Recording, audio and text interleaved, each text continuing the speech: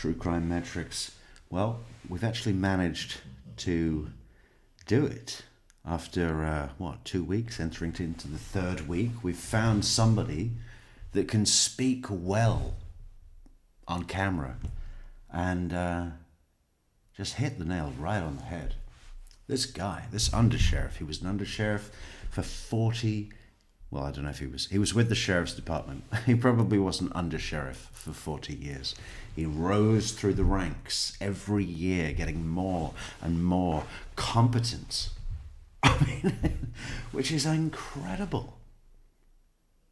But he's also very honest. It gives a kind of psychological examination of Sheriff Nanos and his ego, right? Which is pretty brutal, and specifically speaking about the sheriff's vindictive nature. Now, this guy worked with the sheriff. He knows him personally, professionally. It does not sound like they had a good personal relationship or working relationship. That's my interpretation. And he's just so slamming about his vindictive nature. I'd be looking over my shoulder for the rest of my days. But just before we, while I lived in the same county as that vindictive sheriff that will hold a grudge and swear to get you back. I mean, that's pretty much what he's saying. Maybe it's like suicide by cop. I don't know. But just before we started today's program, I was trying to double check if I could spell the name Kastigar. It's just like it sounds, but I wasn't 100%. Yeah, I did a little search on Rick, and he's got a shady past as well. He's been suing Mercedes-Benz because he blamed one of their cars, the door of one of their cars, for severing his thumb. Now, I watched this video earlier that we're going to see in a little bit. We've got a couple of other things to get through first, but the meat and bones will be Rick Kastigar and his thumbs. But I haven't watched it again since I read that, but I do remember that he was holding his hands in a... It's part of what made me kind of like his stance on camera, is because he's got a great posture. But he was kind of holding his hands where you couldn't see both of his thumbs for the most part. But I think I remember he opens up his hands. So I don't know. But I'm kind of excited to see if he does have two thumbs, because apparently AI says that he sued Mercedes-Benz in 2023 for severing one of his thumbs. How much of the thumb is missing? Was it in a glove at the time? A black glove? A mechanical glove? Perhaps. Maybe. Sue the glove company as well then. If you'd have had a better glove, this wouldn't have happened. So that's what we're going to be doing. But to bring us into that, I wanted to go back to a recent, I think it was today or maybe yesterday. No, I think it was today. Interview with Sheriff Nanos to kind of set the tone. But I also just saw on Instagram Nancy Guthrie's most recent appeal to camera, which we'll watch right now. That'll be the first thing we watch, right?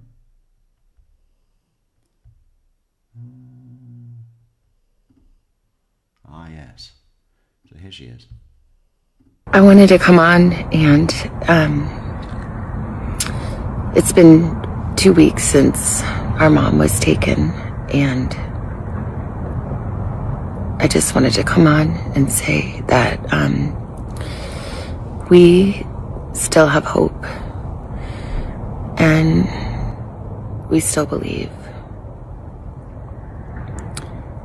And I wanted to say to whoever has her or knows where she is that it's never too late. And you're not lost or alone. And it is never too late to do the right thing. And we are here. And we believe. And we believe in the essential goodness of every human being. And it's never too late.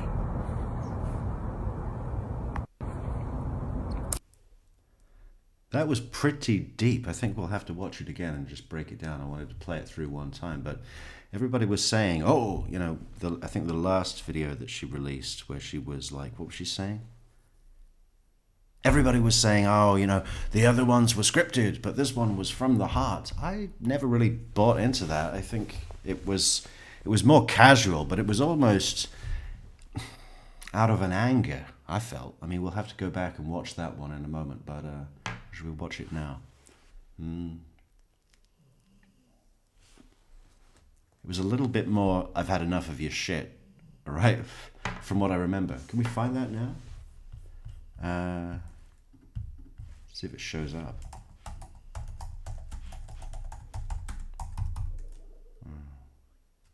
Well, it's probably on the Instagram, right? Oh, there it is. Yeah, this one. Hi there, everybody. She's frustrated, right? She's frustrated with the Pima County Sheriff's Department. She's frustrated with the FBI. She's frustrated with not knowing what happened to her mother, right? I wanted to come on and just share a few thoughts as we... Even the position of the head and the kind of angle. This is a very different look than the latest video, the one we just watched a moment ago, which we'll watch again in a moment. But there's a superiority. There's a even though she's kind of being, you know, softly worded and almost gentle, there's a frustration, there's an exhaustion, and there's a I find that there's a, you know, I'm going to fucking pop with my frustration. Enter into another week of this nightmare. Resentment for the nightmare. Resentment for the nightmare. And she's also, note the makeup as well. She's presenting, and she's using her experience as a presenter to render that communication. I just want to say, first of all, thank you so much for all of the prayers and the love that we have felt, my sister and brother and I, and that our mom has felt. Because we believe.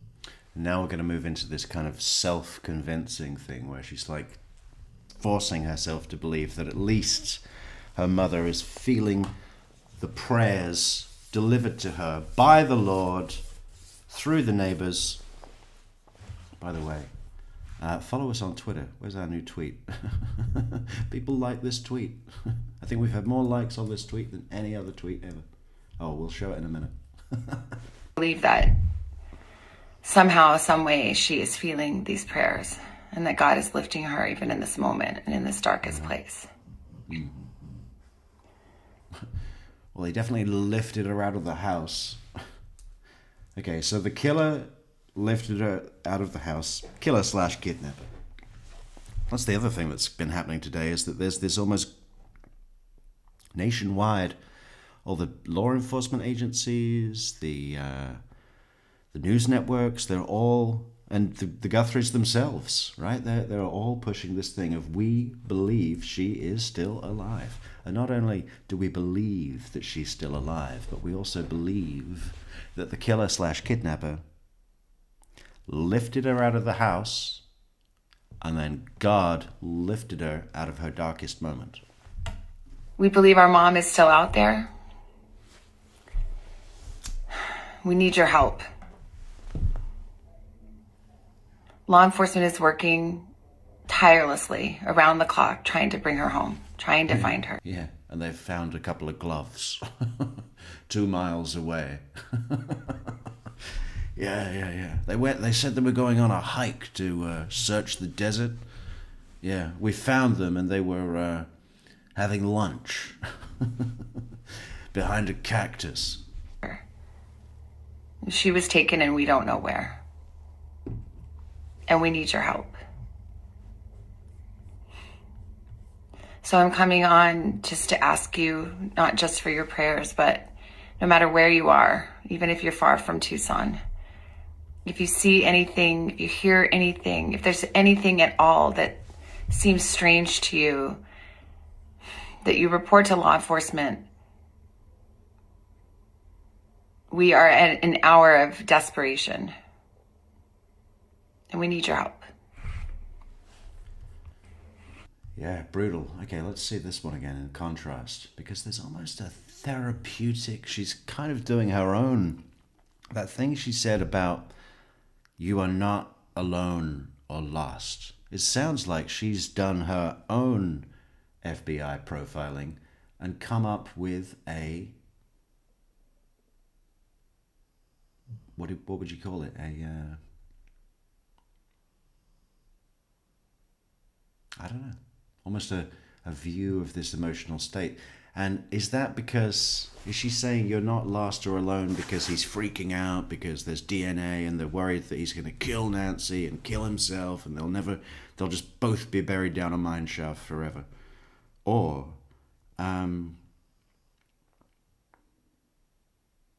because he does look a little lost. I mean, people are comparing Brian Koberger. Was Koberger alone and lost? I think that was probably part of it, right?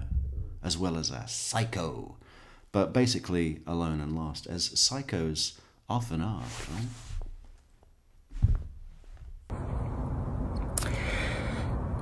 I wanted to come on, and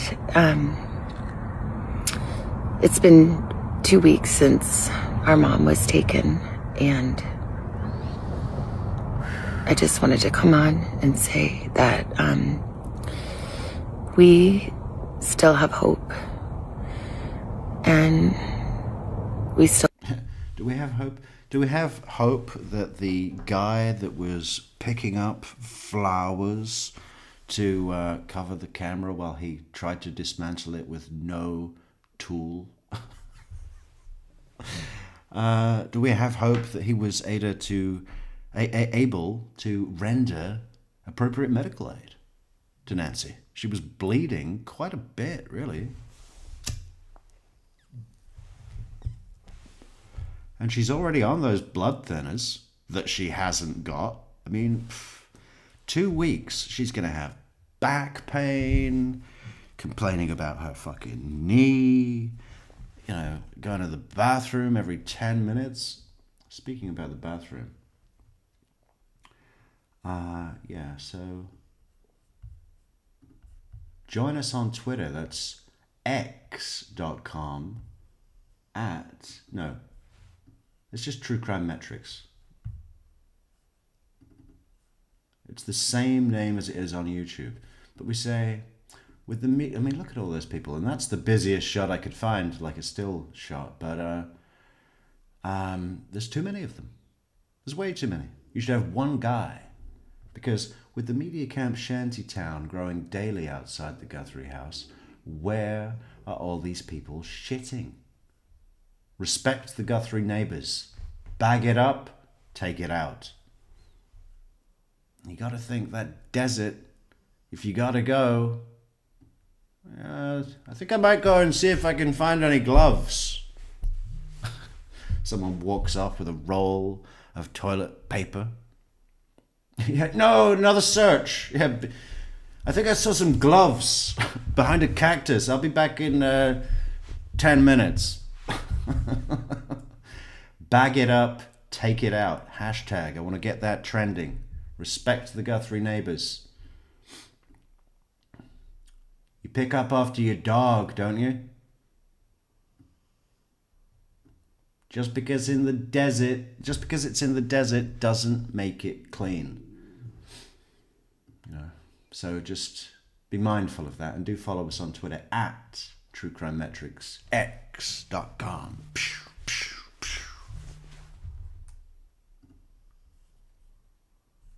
Okay. Should we go back to the beginning? I keep interrupting. Oh, we can't go back to the beginning. Okay. still believe. And I wanted to say to whoever has her or knows where she is that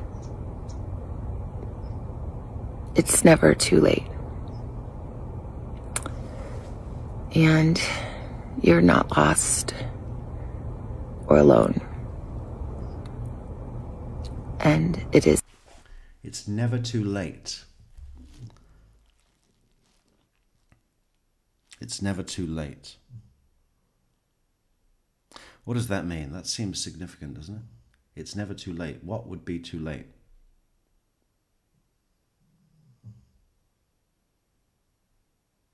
Too late to make contact and name a price that's not from a scammer? That's the other thing. The beginning part of the Sheriff Nanos video that we've got to watch before we watch the fantastic Rick Kastigar, former Undersheriff, for 40 years experience working in Pima County, law enforcement, apparently. But he was under investigation for impersonating a police officer, possibly after he retired. Maybe he just couldn't stop being a cop. It was like, pull over. It's never too late to do the right thing. It's never too late to do the right thing. The right thing would be what? Come back, give us the body, and then go and wait in jail for the rest of your life. You gotta think. As much as doing the right thing is important, I like doing the right thing as often as possible. But if part of the consequence of doing the right thing is certain life in prison or death penalty, you gotta say that you'd probably take your chances. And we are here. And we believe. And we believe in the essential goodness of every human being. We believe in the essential goodness of every human being. I'm not sure I do.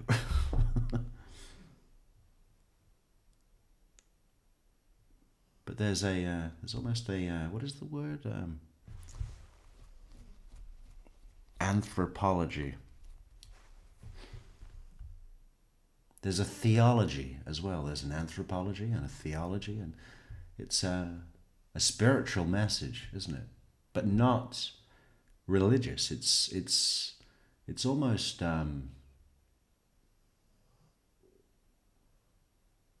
specifically not. It's almost Eastern. It's got an Eastern feel. It's got an introspective, spiritual feel. Do you think Savannah Guthrie has been in therapy? I mean, she could afford it, so I imagine she probably has. There's that, yeah. And I think she's demonstrating that fact right here. And it's never too late. Okay, well, we've seen that twice. Maybe we'll watch it again later if the context should become appropriate. Now, we wanted to have a look at Sheriff Nanos. But before, there was another pretty good... I mean, this TMZ thing. It's like cousins of the investigation. They're just kind of like heading it up. But, I mean, they've got their own enormous investigatory resources at their disposal, right? They know, probably not quite as much, but probably not far away, as much as the FBI of how to track people and how to get behind private information. I mean, that's their main kind of business, as far as I understand it, is but also a lot of experience with influence, right? I remember seeing this documentary on the Sun newspaper in England, and the editor for that, which was, who was he called? What was he called? What was that guy's name? was the Louis Theroux. Louis Theroux, Max Clifford, that's it. Max Clifford was in charge of the Sun newspaper, and the whole documentary was just about how he can change anything by influencing the public through that newspaper. You want an election? Speak to Max. You want to be a celebrity that means anything in a sea of celebrities? Speak to Max.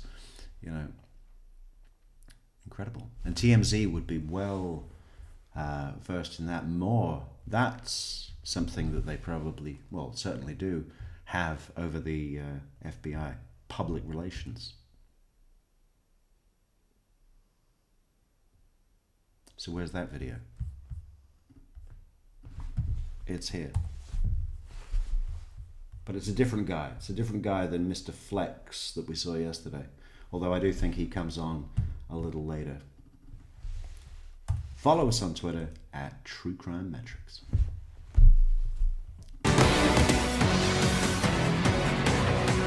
And hey, let's go to the comments because we don't even have those on screen. Welcome everybody in the chat. How many people are in chat? Great people, good people, fantastic people. You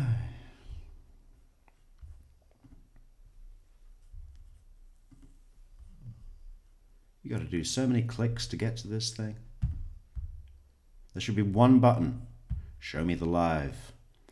Everybody should have the button, a Metrix button in their house. Turn him on. Brian, welcome. Daphne, hello. Sincerely heartfelt. Woodpit, Daphne again. Kala's Info Warrior. Good to see you. What info are you warring today? Cindy, Dorito Girl in Arkansas.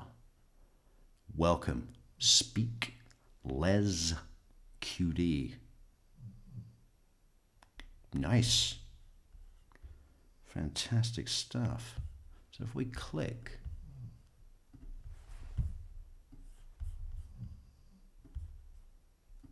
yes, get that, put that, like that. Boom. Okay, we are ready. All right, good evening, everyone. I'm Elizabeth Vargas, and we are following this breaking news that is happening. Elizabeth Vargas. So is this Fox? Or News Nation? Oh, okay. Right now in Arizona, the Pima County Sheriff's Office has activated its SWAT team and mobile command unit. This all comes as the desperate search for Nancy Guthrie. They're going to need some porta potties, I'm telling you. Do you think they're knocking on the neighbor's house? Hey, can I use your bathroom? You don't have bad plumbing here, do you? Because the last house, it's a mess.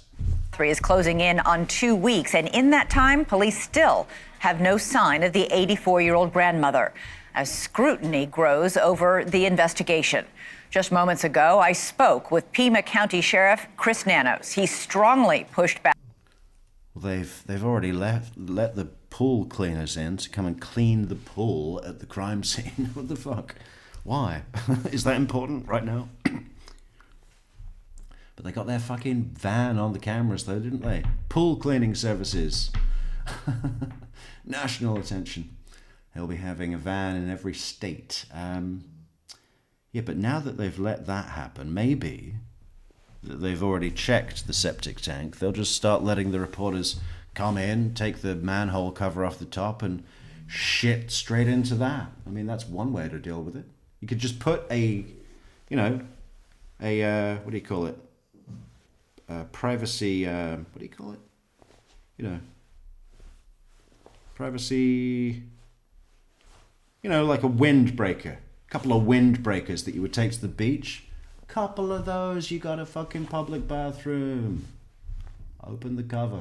Back on reports that he's withholding key DNA evidence from the FBI. The sheriff also confirming to me that there is DNA that has been found at Nancy's house that does not match anyone in the family or in her close circle of friends and acquaintances.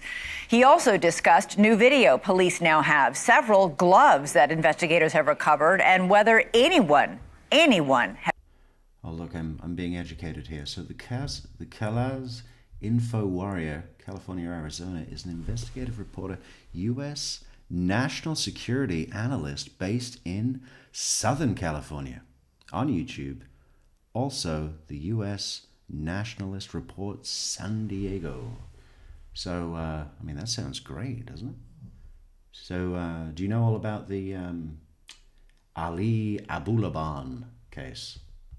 It was the last one we covered out of San Diego. That guy was a freak.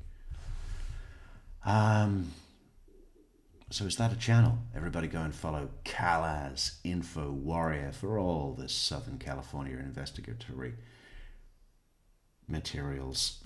Has been ruled out as a suspect.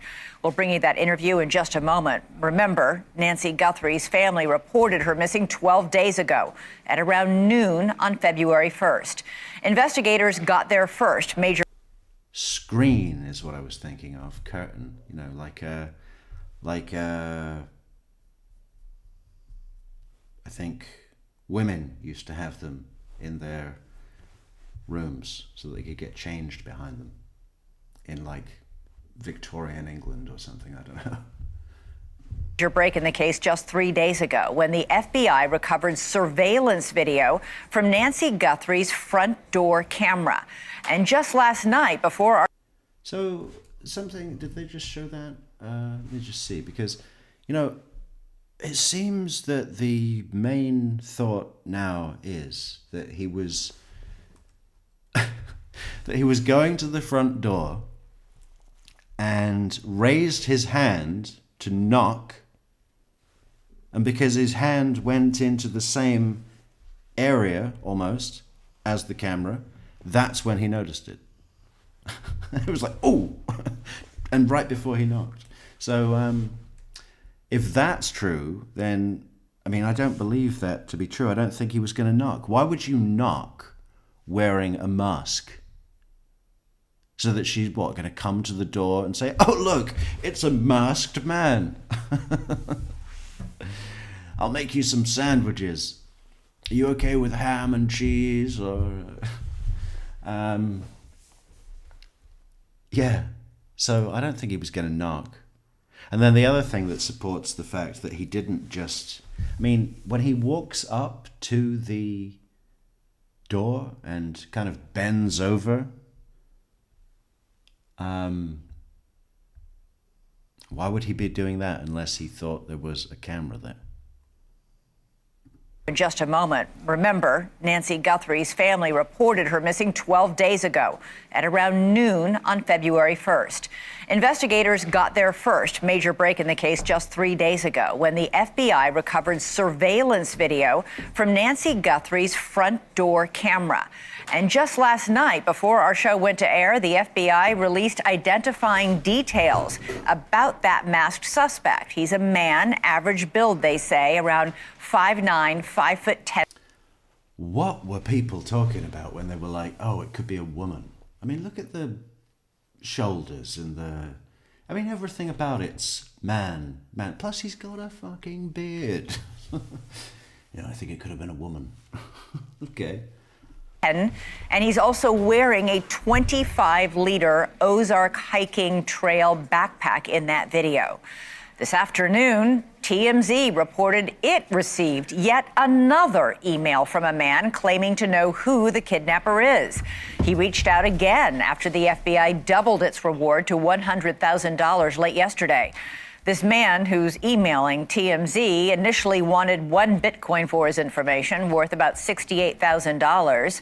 Now he's asking for more. 2 payments.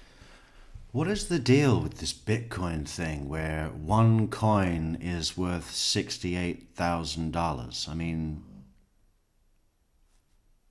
I mean, most currencies, well, maybe not most currencies, because like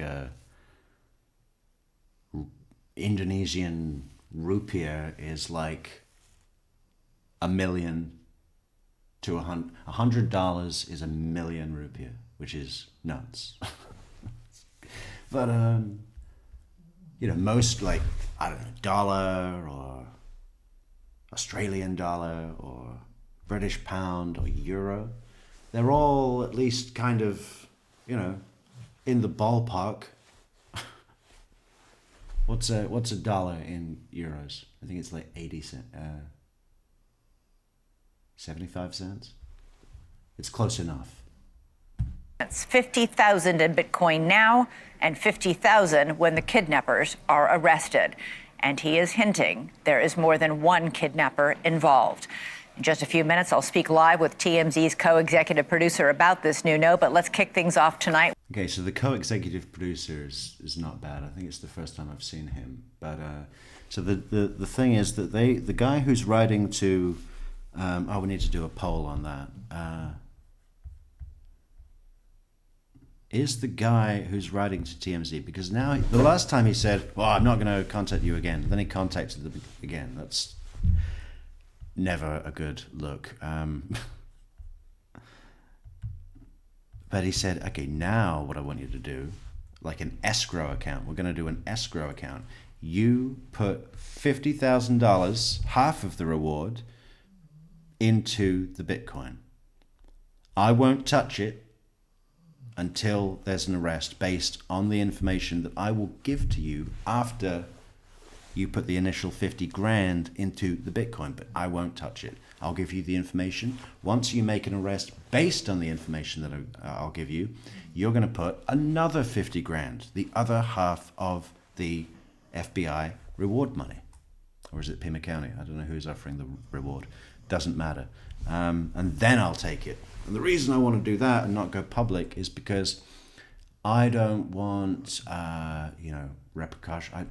I want to maintain my anonymity. Anonymity, yeah. I mean,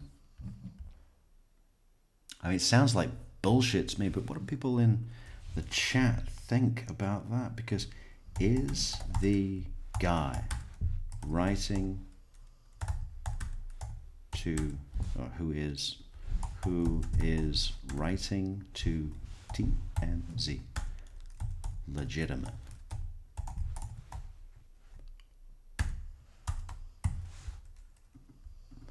And the options are yes, I think he has info, or no, he's a scammer.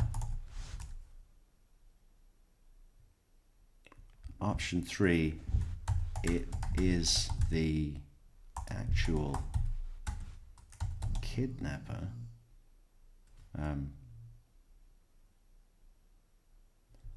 Well, I want to put like that it's part of the plan, because I mean, could that be part of the plan? If you kidnapped Nancy Guthrie and made and arranged,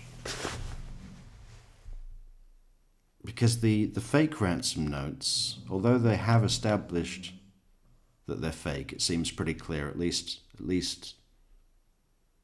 one of them. I mean, I think there's 2 groups of ransom notes. There's the one that we're talking about right now where they've just said put the 50 grand in the Bitcoin. And then there's another one that happened previously where they've already been arrested, right? I wanted to find that guy. Do you think it's possible to get his name? Because he could have an open Instagram, Facebook. I mean, we could find out some information about him. I'd love to see what kind of person, it could be really interesting, would create a fake ransom note. But I mean, what if it is fake, but it was part of the plan of the kidnapper to scatter the investigation? Is he that bright? And you'd have to be pretty lucky to actually pull it off as well. It's probably a bit of a stretch, logically speaking, but sometimes that's why things are shocking, because they're not logical, isn't it? With News Nation's Brian Enton, live for us on the ground in Tucson. Brian, you have been moving along with the SWAT team from the Pima County Sheriff's Department. They are on the move. What are you hearing at this hour? Yeah, we're trying to figure out exactly what's going on, Elizabeth. We know that a mobile command unit moved out of the sheriff's office. We know that the SWAT team moved out, and it appears based on what we're seeing right now, and I'm not going to say where we are, or I don't want to give too many details. Obviously, we would never want to do anything to interfere with the investigation, but it seems like they are staging right now, which would be pretty typical. We've seen them do this before, where they will go to a location and they will stage just in case they get the call, a call similar to what we saw the other night. Remember, near the Mexico border when the man named Carlos was detained. They were staging for that situation too. So is it possible this means that there could be something coming? What was all the deal about Carlos coming out and saying, I want to clear my name? Well, it's been cleared. You've been released. And they said it wasn't you. No, I got to clear my name. I mean, is he now trying to get on stage and write a book and go on Nancy Grace? You know, what was it like? Tell us your story. He's going to release a book. He's probably got publishers approaching him right now saying, listen, can we do an interview and maybe do your write your biography? Tonight, it's possible. At this point, we just don't know, Elizabeth. Brian Enton, keep us updated. If there's any movement out there, we'll come right back to you. Let's bring in TMZ co-executive producer Charles Laudabaudiere now. Charles has been on several times as you've gotten these emails from a person claiming to know something. So what did this latest email say?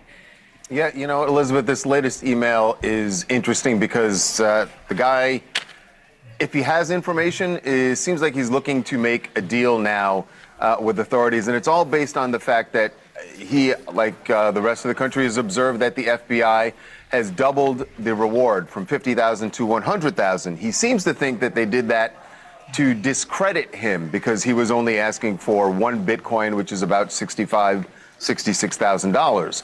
So he's... Whoa. Let's just break that down a moment. Sorry, I was reading the chat. Woodpit, why a SWAT team? Well, apparently they're just on standby. You know, they haven't been called, but you got to figure it's probably a little drive, right? If you're going to need them. I mean, if they had to go in and the killer put a gun to Granny's head and said, I want a chopper. I want a chopper with a smell. What have we got here? Well, yeah, that was our other thing today. What did we say? Everybody join Twitter because we've got fantastic updates. We've got case updates. You know what we're going to be doing? Kari Richins updates. Those are going to be good. Her trial starts February 23rd. So subscribe to our fantastic channel to watch all of that. I would do it. I already did. And I produce the show, so I'll be there. Oh, where's my image? Ah, yes. Fantastic news here. They've got the signal sniffer, okay? A chopper with a special digital nose attached to the underside, enabling law enforcement to smell out the old lady's heart. So that's what they've done. They've gone, hey, her pacemaker disconnected from her cell phone because she moved away from it. So all we have to do is take her cell phone and then drive very slowly around every single road in Arizona.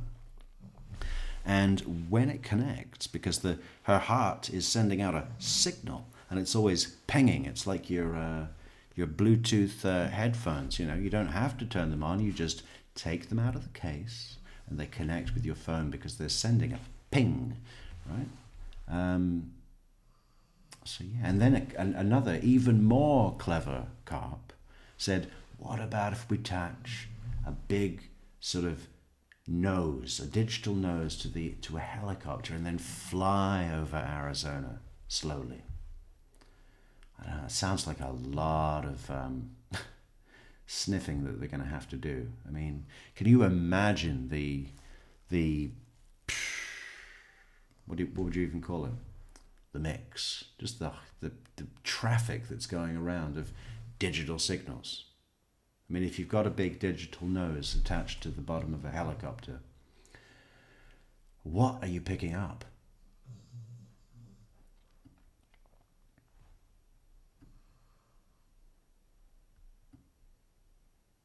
It's pretty crazy when you think about it, how information is just moving through the air. How does that even work? And what effect does it have on our biology? I don't know.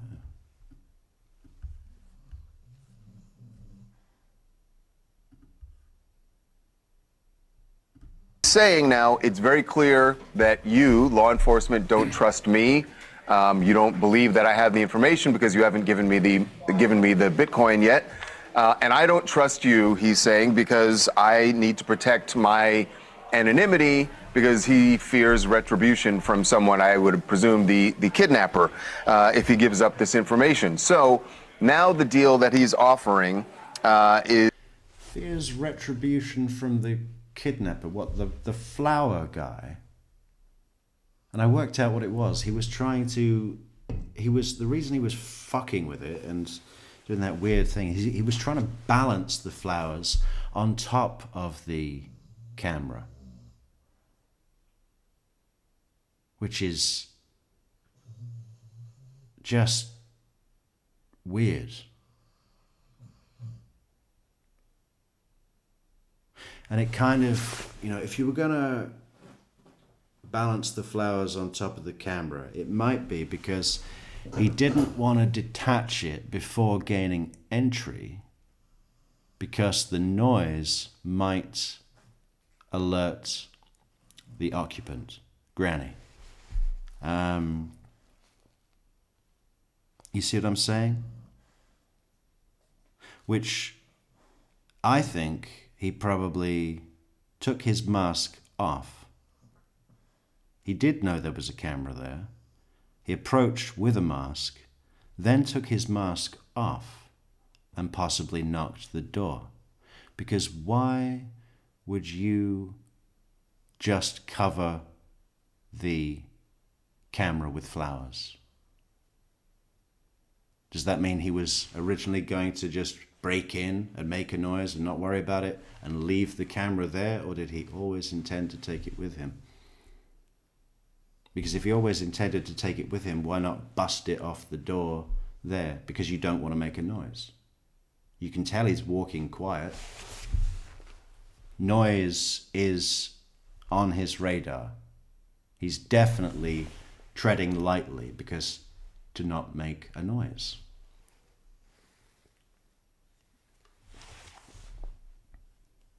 He wants the full 100,000. He said, forget about one Bitcoin. I want that $100,000 reward that you're offering, and here's how we can do it in a way that we can have some trust. You see, that's a. So this is with the poll there. 70% say that it is a scammer, and 30% say it's the kidnapper part of his plan, and 0% think that he has genuine info.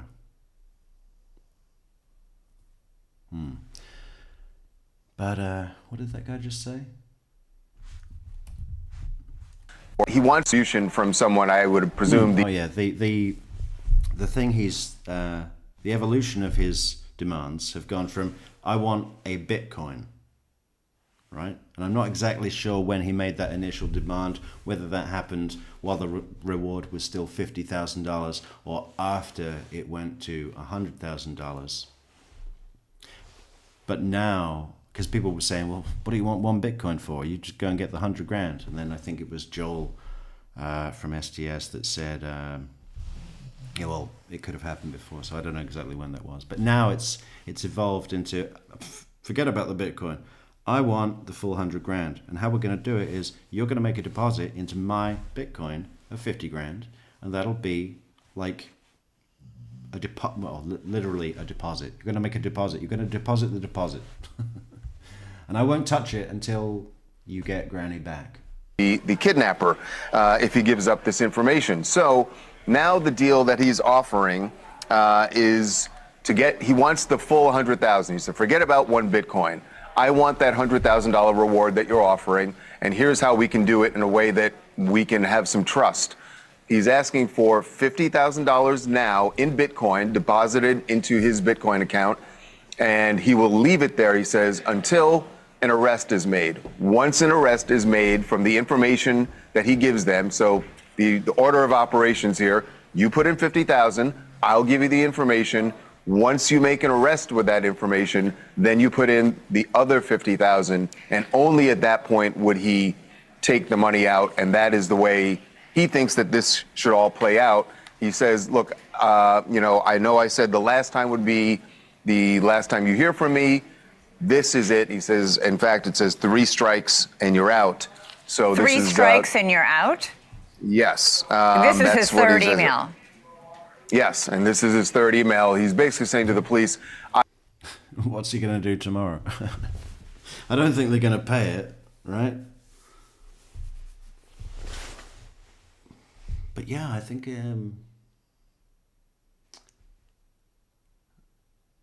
it's interesting, though. Could it be part of the plan? What would be the advantages to it being the plan?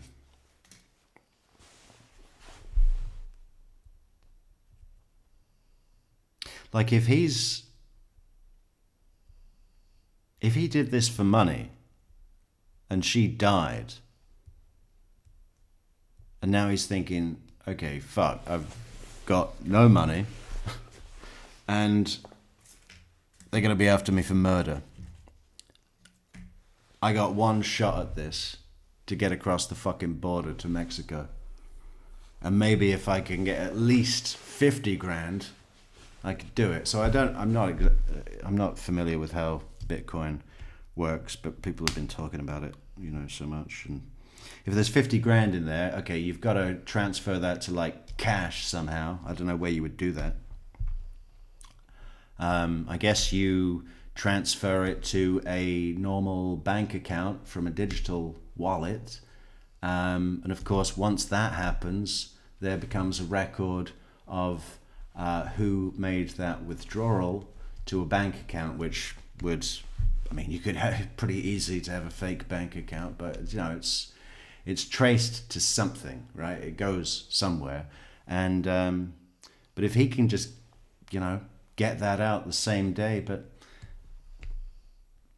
could an FBI, if he wanted to go to a bank, I don't think you can go to a bank and say to them, hey, I want to withdraw $50,000 in cash, like right now. I think you'd have to go through a special, I've never had $50,000, but I think you'd probably have to go through a certain, they're not just going to count it out for you at the desk, are they? You'd probably have to have certain forms or special security screening, tax,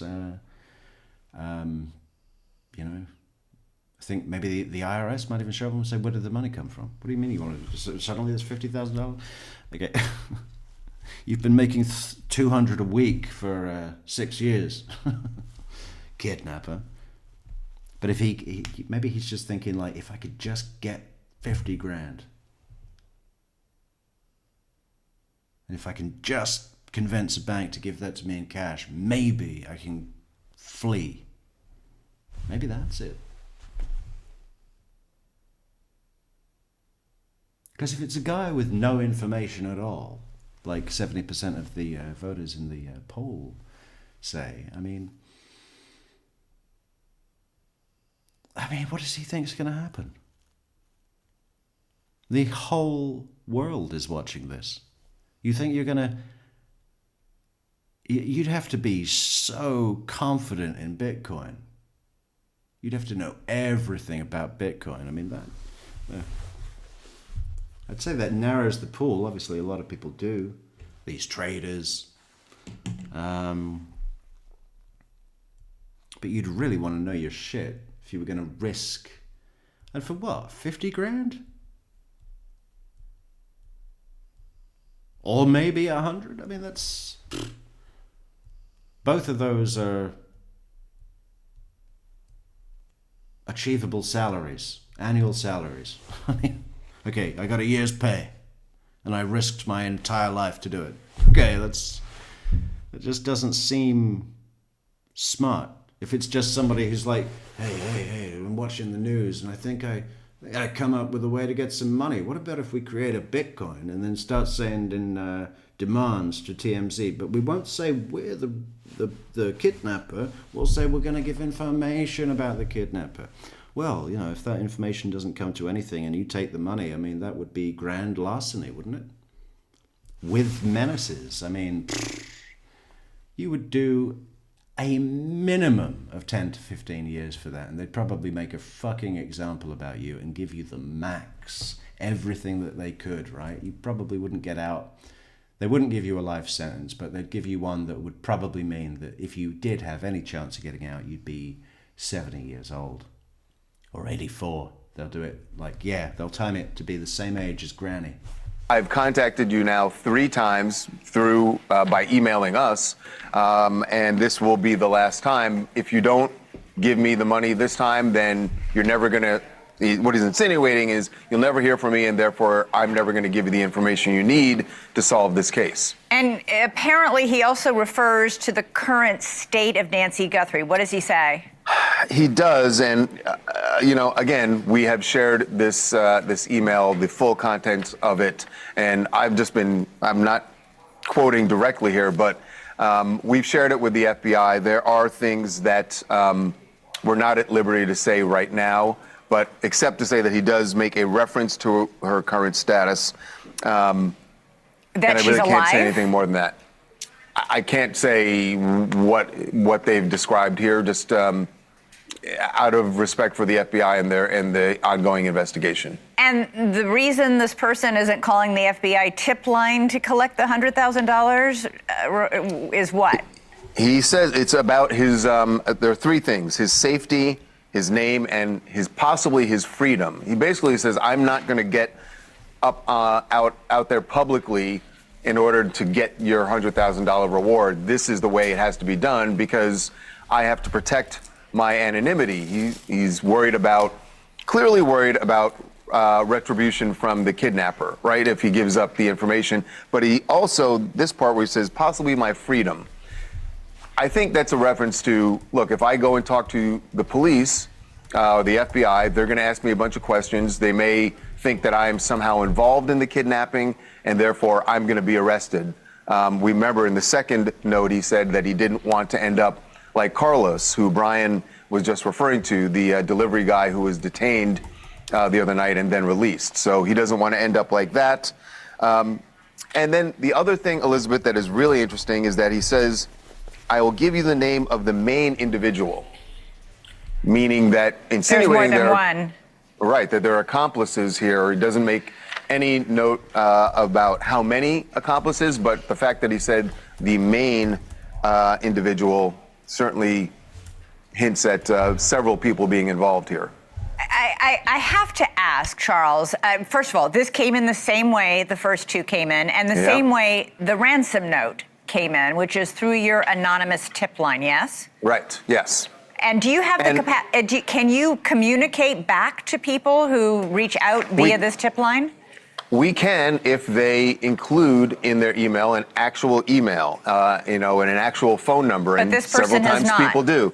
This person has used a different name every time. So you're telling me that somebody can send a online message to TMZ and leave no trace about where that message came from, an IP address, browser, MAC address of the device. I mean, something would be there, unless those Bitcoin people love to go on the dark web, don't they? The supposedly untraceable dark internet. So if he's sending the message through that, maybe it can cloak his identity. You gotta wonder how the FBI let that happen. Okay, yeah. There'll be another version of the internet called the dark web, where anything can happen and we can't prove anything. I mean, it seems like the perfect place to conduct crimes from, doesn't it? Slightly different change in the name, and always a different made-up email. So there's no way to contact them. There's no phone number either. So they clearly don't want us to contact them. They don't want the police to contact them. And that is, the standoff that we're all in right now. So all 4 notes that you have received. Well, both of you and the Guthries can contact them through your announcement media, right? Which is like what you're doing now. I mean, you are contacting them. It might not be direct. You're indirectly conveying messages. So Received on your tip line, the first ransom note and the 3 tip notes that basically say, I'll give you information if you give me money, are all from different emails, are all with different names assigned to them? Yes, different. And the way we know that all of these, the ones saying that they have information, it's the same person, is because it has the same Bitcoin address in it, in all 3 of them. So. But not the ransom note. That was a different Bitcoin. The ransom note is a different Bitcoin address, yes. Does it sound like the last 3 you've gotten are written by a different person than the ransom note? Sounds like exactly the same person. I mean, they're referring to their previous emails also. So, and I guess there could be more than one person who knows of that Bitcoin account, but clearly they would be affiliated if they, if they know the number. Do you think instead of affiliated, he was going to use the term in cahoots, but decided not to because it sounded shit, and then was like, well, what can I say instead? Affiliated. Clearly they are in cahoots with each other because they're using the same Bitcoin. And that's exactly what you would do if you were in cahoots. For that Bitcoin account. I have to ask you, are you at all concerned? You deal with a lot of people that we're all getting punked in all this, that it's some sicko who's not only demanding money for information, but getting kicks out of seeing his ransom notes read on TV. Yeah. Well, that's another good one. I mean, that he's not really... Well, then why would he set up a Bitcoin if he didn't... I mean, to give just legitimacy to his demand so that to ensure that he would be able to get those kicks out of seeing his ransom notes be read out on TV and taken seriously by an entire world of people? Bring Granny home.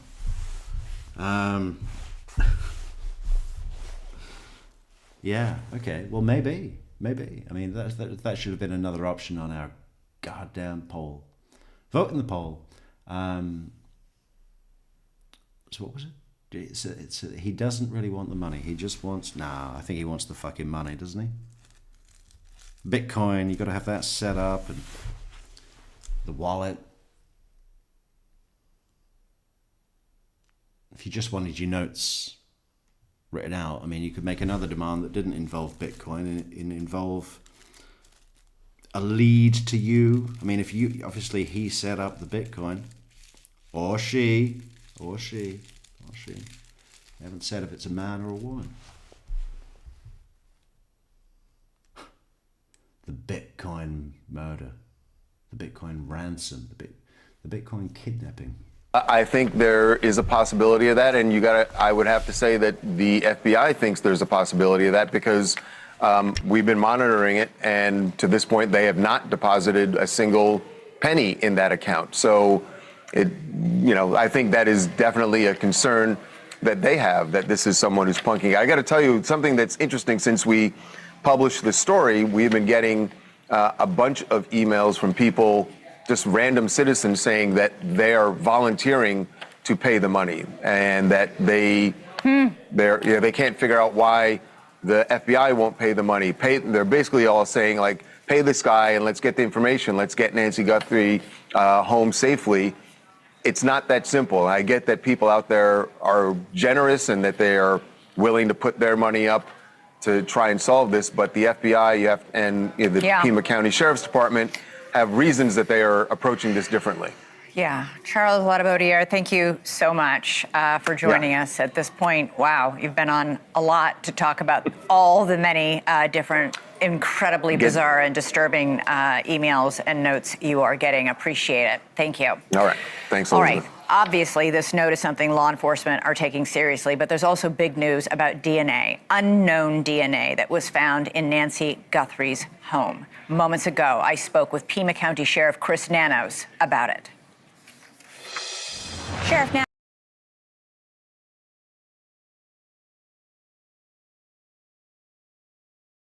Okay, this is embarrassing. I don't know how this guy looks in the mirror. I don't know what kind of job he thinks he's doing, but can you imagine working with this guy as your superior on anything? I have no idea. I can't imagine how he's gotten into this position without...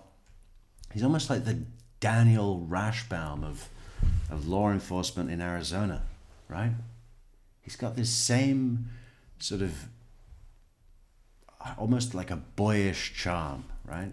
I'm sure part of his character that he thinks works on people is a boyish charm.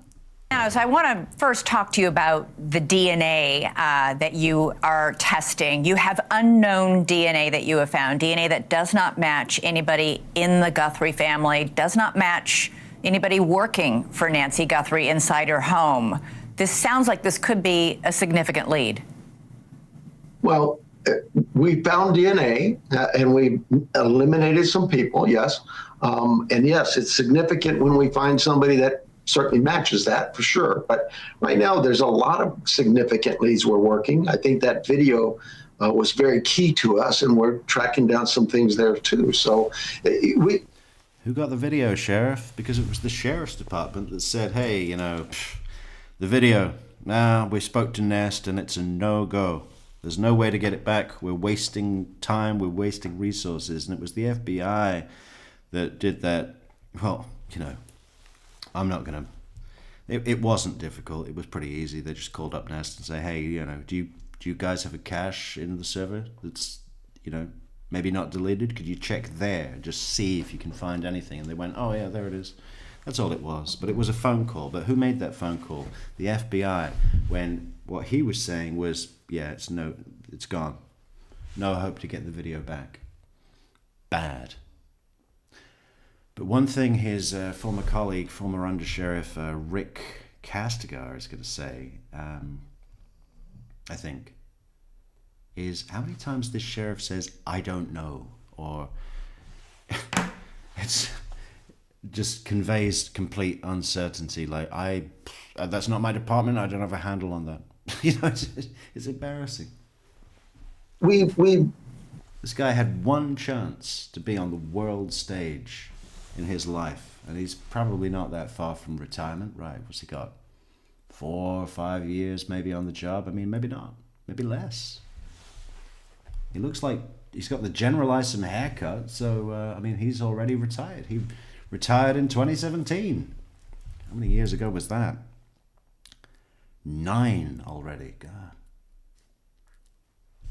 I wonder how many eating championships and Tallahassee pig races that General Isom has won in that time. I mean, now that he's not on the job, he can devote his waking hours to training,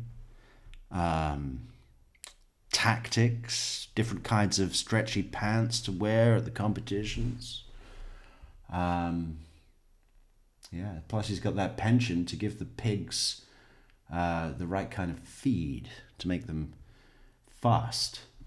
As of what's today? It's Friday. So as of Wednesday, we had over 18,000 leads here. The FBI had some 15,000 leads there. We put that video out, and in less than a couple hours, we had almost another 5,000 leads. Wow. We're probably close to 50,000 today. Right. But you notice he says, yeah, we had about 18,000 leads. I think the FBI, they had about 15,000. Yeah. 3,000 less than us, because we're the best, because we're local, because we know the terrain. Listen to him again. What a prick. certainly matches that for sure. But right now, there's a lot of significant leads we're working. I think that video was very key to us, and we're tracking down some things there too. So we as of what's today? I'm sorry, it's Friday. So as of Wednesday, we had over 18,000 leads here. The FBI had some 14, 15,000 leads there. We put that video out, and in less than a couple hours, we had almost another 5,000 leads. Wow. We're probably close to 40, 50,000 today. But we want those leads. We need those leads. We need people to keep calling us and sending us things, and because that's what's going to solve this case. Presumably, you've run that DNA against CODIS, which is the database for people who've been convicted of crimes and did not find a match. I don't know where they're at, but correct. We have no match. I don't know how. There's a lot of work to do with DNA and splitting it and mixtures and different things, way above my grade. I just allow my team. They deal with this stuff all the time. They're the experts, the FBI as well, and we let them come to us and tell us what it is they need, and we help them with that. Did you? Hey, it's the fence, but I thought the sheriff in the body armor there was wearing golf pants.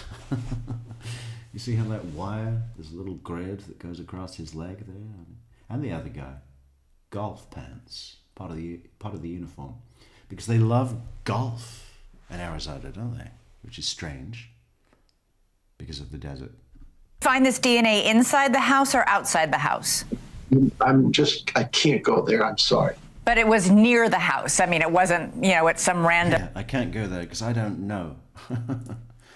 I was at the basketball game, and in halftime, I got the call to say that they found DNA somewhere. I can't go there. That would ruin the integrity of the investigation. I'm sorry. I can't reveal that right now. Place 2 miles away.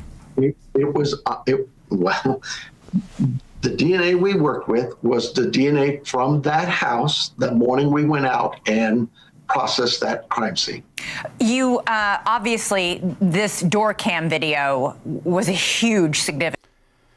Oh, okay. So Daphne says, oh, this is great. Is there any way that you would be so kind as to either turn your voice up or turn the news channel down? I like listening. The news channel blasts me out. Okay, shit. Right, so... Significant breakthrough for you.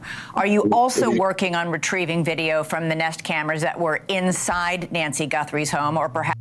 Is that better now? ...in other places? I don't know. I mean, it looks like it's at the usual level, but yeah, let us know what works for you, Daphne, or anyone else. ...is on her property. Yeah, I won't say where they were located, but I will say this. Yes, we had several cameras that we took and gave. That's part of this story was the sheriff's holding back from the FBI or block. That's furthest from the truth. I don't know where that comes from. We came in that morning on Sunday or Monday morning, I guess it is now, took our evidence. My team says we're going to send ours to the lab. It's a lab we use. They're in Florida now. Right, so he was trying to balance the flowers because he's kind of turning them upside down, and I guess there's a split where the stalks, like a V, where they branch off, and he's trying to balance that on top of the camera.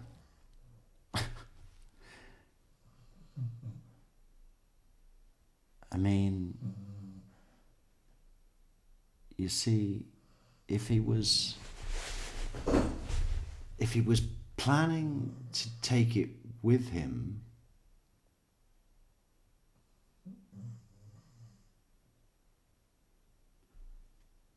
and he didn't anticipate that they'd be able to pull this from the server cache. I mean, maybe he doesn't know how Nest works, or...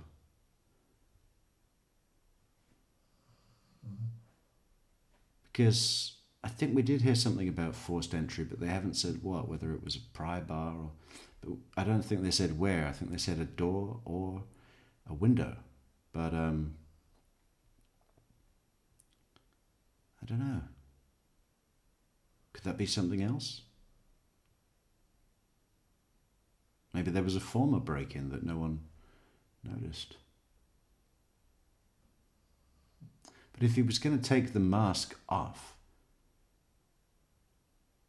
something crossed my mind today if it could have been because Nancy Guthrie, I think she got lifts everywhere. I'm not sure that she drove anymore. I think there was a car in the garage, but I don't know. Did she drive? She was getting all those lifts, and there was talk of an Uber. I was wondering if there was a taxi company that was regular, because she had regular things that she would do. There would be this church service that they'd watch remotely with some of her church friends. I'm sure doctor's appointments, right? So if it was the same taxi company at the same time every week, it's possible that a taxi driver could have been on the same shift every, and have that regular thing. But then there was also talk of her using an Uber. So, I mean, I guess you could have a standing appointment with a nice taxi company. And if you're Savannah Guthrie's mother, you can afford it.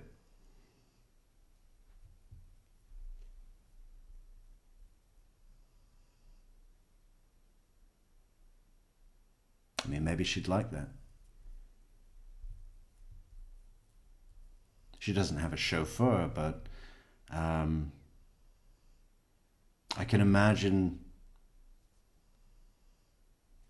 I mean, it's just a thought, but imagine Nancy Guthrie, wealthy daughter.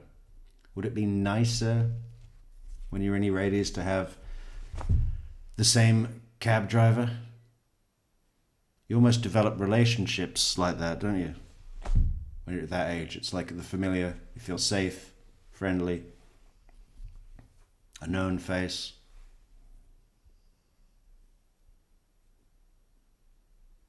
I mean, that would allow him, and he'd say, "Oh, yeah, can I help you to your door with your bags so I can check out your security?" Probably gave him a tip as well, so she's like, "Oh, yeah. She got money. Big house, big fancy house." Now, I think years ago they may have been in Arizona. I don't know. They put in a bid every year or every couple of years, and they win it. They're a good lab. They've done great work for us. Okay, so I got to test. Oh, so I'm a little quiet. Okay, so can I turn that on?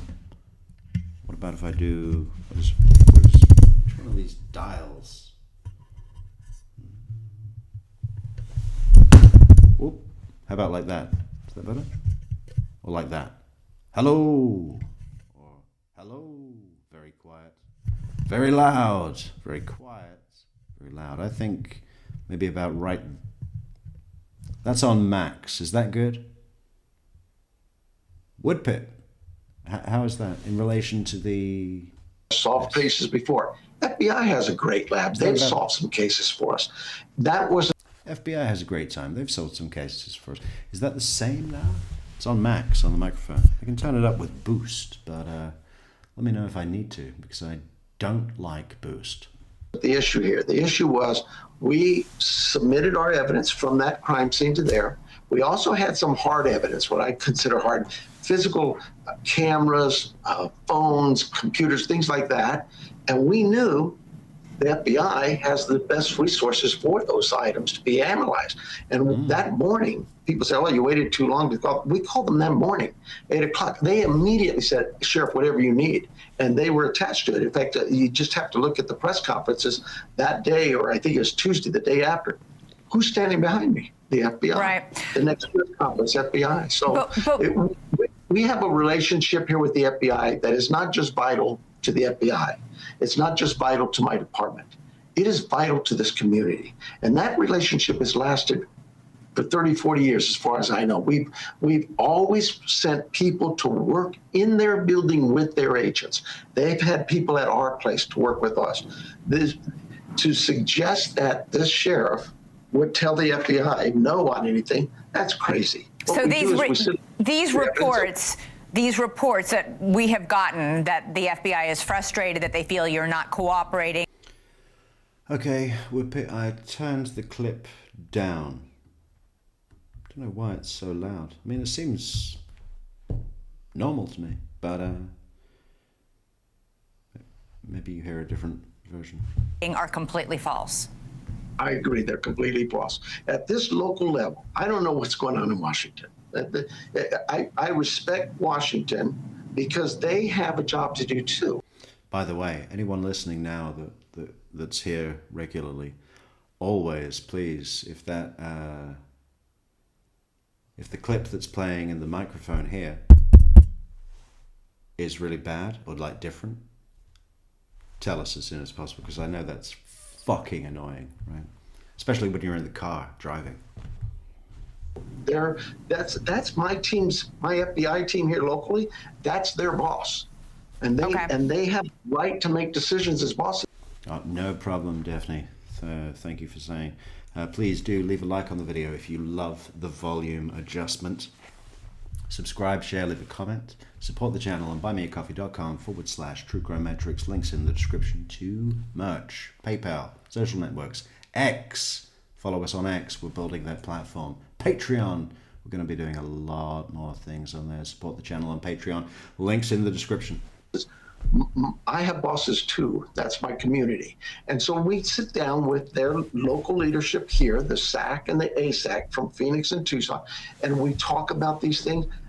I've spent more time talking to you, probably 10 times more, than talking to the SACs about this DNA going to their lab or our lab. It was nothing more than simply a matter of, I have a lab that has all of our evidence. They have our markers for the family and people we want. Maybe it's the landscaper or the pool guy.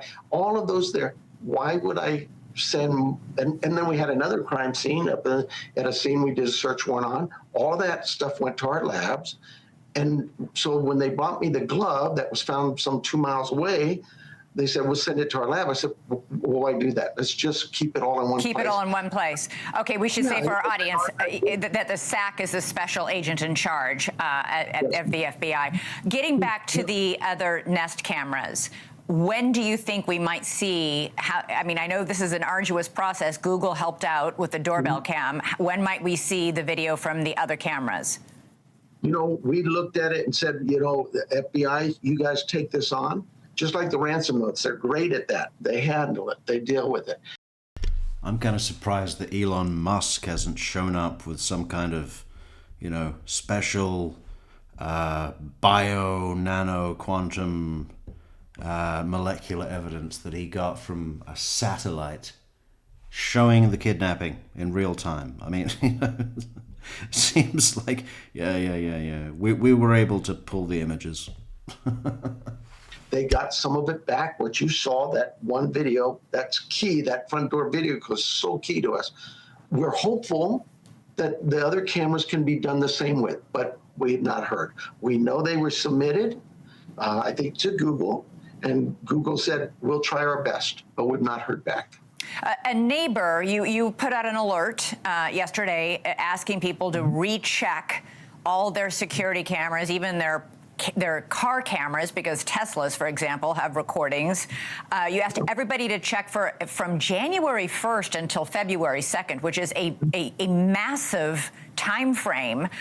There has been video that has emerged from January 23rd, and this is from a home about 6 miles from Nancy Guthrie's home.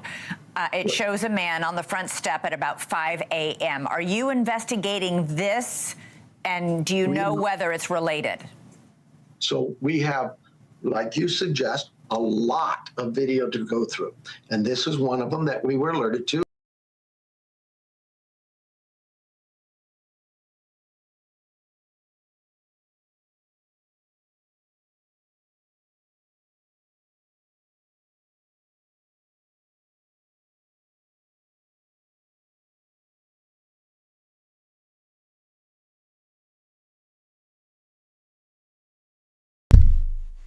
We got to do a poll on this guy. What did this poll say? 79%, that's a lot, say that the guy writing to TMZ is a scammer. 17% say it's the kidnapper and part of his plan. I like that theory. That's kind of cool. And 4% say yes, I think he has info. But But now we'll do a new poll. Is the guy on the second porch video related? Yes or no? Straight, black and white. Vote in the poll. And we're looking at it. We're, you know, I allow the team, my team, the FBI team, those men and women who do the work, they take this as it is nothing more than a lead, just like other leads. And they're taking it and they'll do everything they can to work with it and see, does it tie into ours? Right now, the belief is not really, but we're not dismissing it. We're still looking into it. And you also asked for a Nothing's ruled specific out. date. I believe it was January 11th for neighbors to search. Why that date? Well, you know, I'm not real sure about all that with dates. I know we think of a search pattern. We come in, we fly over, we have ground troops, we do a search pattern. We come back. Search pattern. I'm just not sure of the dates of when anything happened. What's it been now, a week? Yeah, I think she's been missing a week or 8 days.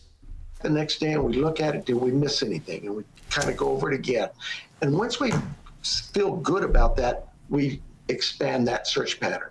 The same with dates, time frames. Did we limit ourselves when we said, we want to know what happened between... Can any women imagine being married to this guy and how he would argue and how annoying that would be? How many marriages do you think he's been through?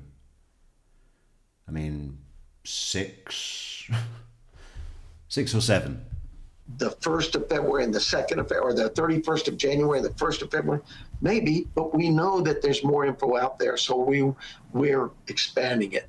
Is January 11th a specific date with specific ties to it? I don't know that. I allow my team to work, and they trust me. Yeah. Is January 11th a specific date in this investigation that's being looked into? Couldn't tell you. Don't know. I only know what my team tell me.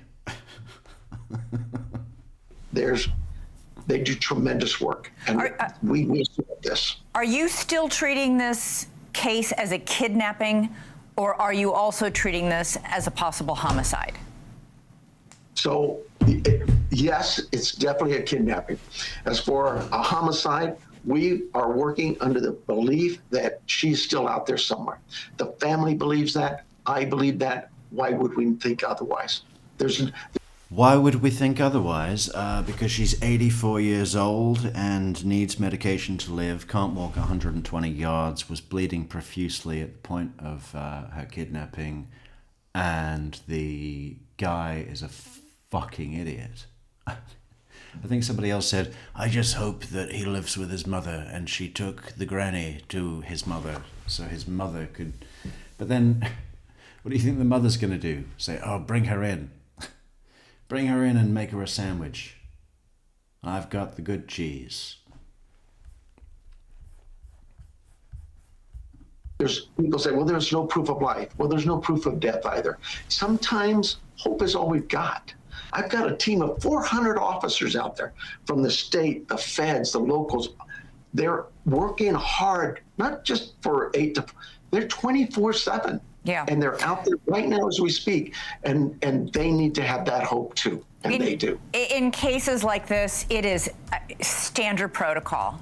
Investigators first start with a small circle of immediate family and very close friends and eliminate them and then work their way out. Have you completely eliminated any member of the Guthrie family? I will say this. I don't believe you eliminate anybody ever, because take the gentleman in Rio Rico where we went and did a search warrant. Right. We talked to him. We felt comfortable with what he said. We checked into his story, and we felt like, okay, maybe there's not. But you don't know that, because what if the stuff we sent to the lab comes back and says, hey, you have Nancy's DNA here. So you can't really ever eliminate anybody. What we do is we chase that lead down to an end and go, is this it? Are we satisfied? As for the family, and this is really key to me, And the media and those on social media need to understand this.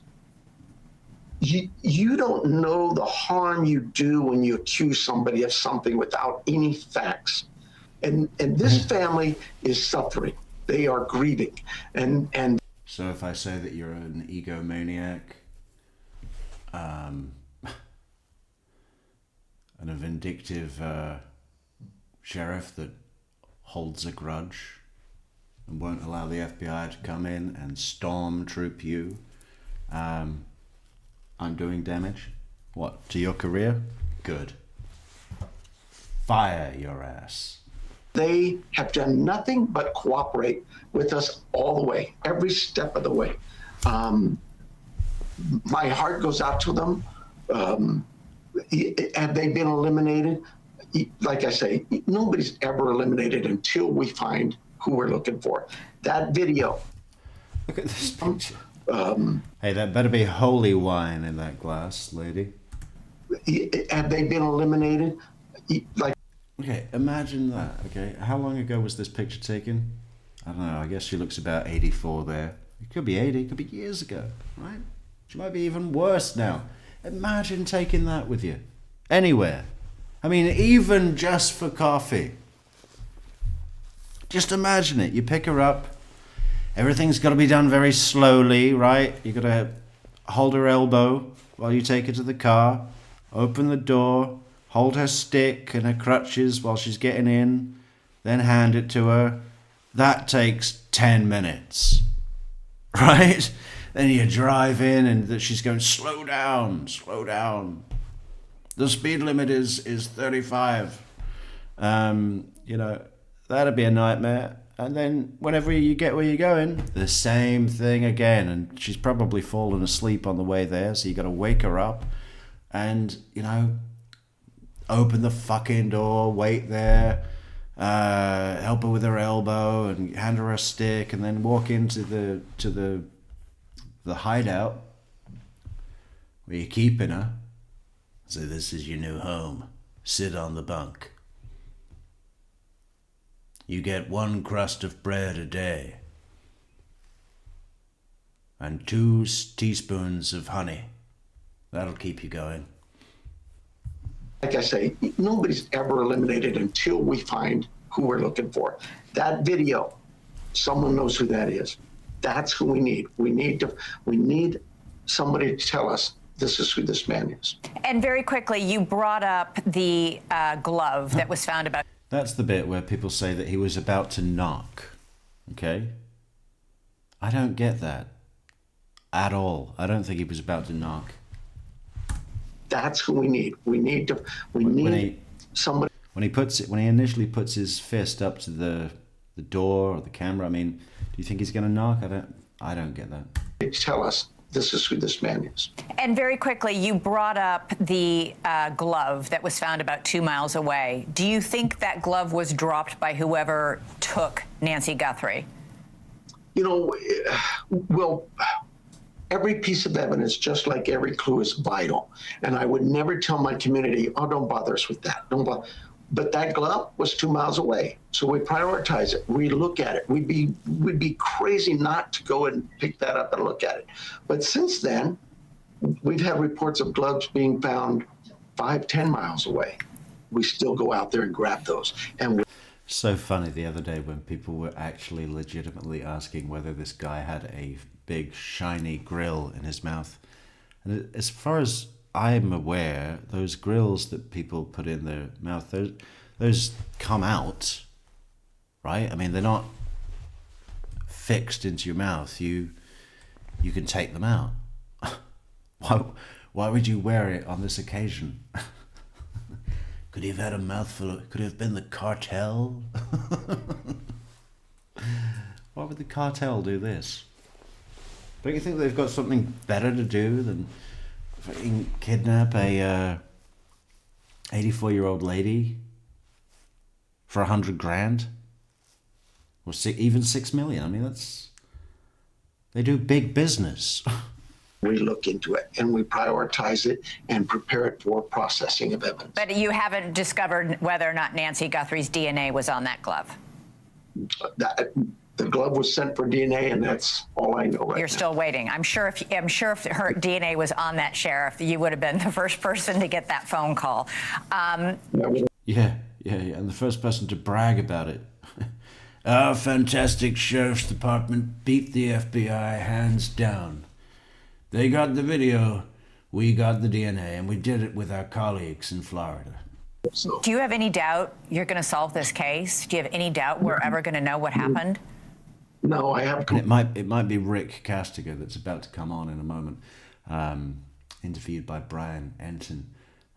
Great interview. This is how you speak to the press. I mean, what a great example. I mean, I think it's almost like, people send around the Russell Williams interrogation as like the perfect tactics, everything just, it's all there. It's used in training. They should do the same with the Rick Kastigar interview as how to speak to the press. It's phenomenal. It's great. But he slams the sheriff. And I'm surprised because, I mean, he might start getting pulled over more often. Sheriff's like, yeah, go and cause this guy some grief, man. Harass this man.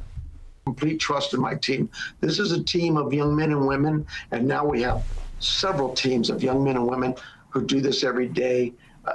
I would put their work up against anybody. Their homicide rate solvency is probably closest to 100% of any city this size. We're going to solve this. We're going to find this person, and we're going to. Their homicide. So it's not a homicide. We still have hope that Nancy Guthrie is alive. We're operating under that belief. But they are really good at solving homicides. Find Nancy. Sheriff Chris Nanos, thank you so much for joining us. Really appreciate it. Thank you, Bill. Yeah. All right, coming. Yeah, it was enlightening, wasn't it? Yeah, what have we got next? Is there anything else on this lady's show? Oh, maybe. Yeah, actually, just before we go to... It's all pretty good, actually. This was a good episode. Yeah, we'll have to wait for the sheriff. Coming up, we are continuing to follow our top story. We'll have a panel of law enforcement experts here to weigh in on the SWAT operations underway, on what the sheriff just said, and what this all means in the search for Nancy Guthrie. This whole thing about mechanics having mouth torches and being used to operating them in their mouth. I mean, people are going, yeah, no, he seems very comfortable having that in his mouth. So he does it all the time. That shows a pattern. That's a profile. But you know what mechanics also have is headlamps. It does the same exact job. It's a light that moves with how you move your head, right? There's no advantage of having a torch, flashlight, whatever, in your mouth rather than having it on top of your head like a miner, right? A miner's lamp. Yeah, I mean, I bet if you walked into any auto garage in the country tomorrow and someone was doing something in a dark area of the vehicle and needed light, they might be wearing, or the other thing they have is those torches, those flashlights that are like a long shape and they can hang on things, right? So they can position it somewhere in the engine and just... I've never seen a mechanic have a torch in his mouth. It's... What is that? But I've seen the product. Apparently it is something that is sold for that purpose, a mouth light. Okay, I mean, you can get anything on Amazon. All right, back with our breaking news coverage. If you can get a fucking holster to wear around your cock, you can probably get a flashlight to go in your mouth, right? And the latest in the developments on the search for Nancy Guthrie, the 84-year-old mother of Today Show host Savannah Guthrie. She's been missing since February 1st. At this moment, the Pima County SWAT team is on the move. We don't know what they're going to do tonight, if they're staging for another raid as they did 3 nights ago, or if there is an arrest of anybody imminent. We will find out as we wait. Our own Brian Enton is on the scene with those SWAT team members. And moments ago, I spoke with Sheriff Chris Nanos, who told me that DNA testing is underway on samples of DNA that were found at Nancy Guthrie's home. This DNA that was found is unknown. It does not belong to Nancy. It does not belong to anyone in the Guthrie family, not to Savannah, not her sister, nobody. Not the son, the daughter, the sons-in-law, nobody. The man with no thumb. That's what we want to do. That's what we want to do. We want to find out if he's got a thumb, because apparently he sued Mercedes-Benz for one of their vehicles, the door of one of their vehicles, severing his thumb.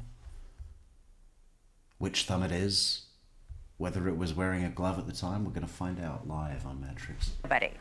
Also, the sheriff said that investigators are trying to get video from other surveillance cameras, Nest home security cameras that were at Nancy Guthrie's home. Remember, the biggest break in this case came just 3 days ago when the FBI managed to get that doorbell cam video with the help of Google retrieved from the software in that system.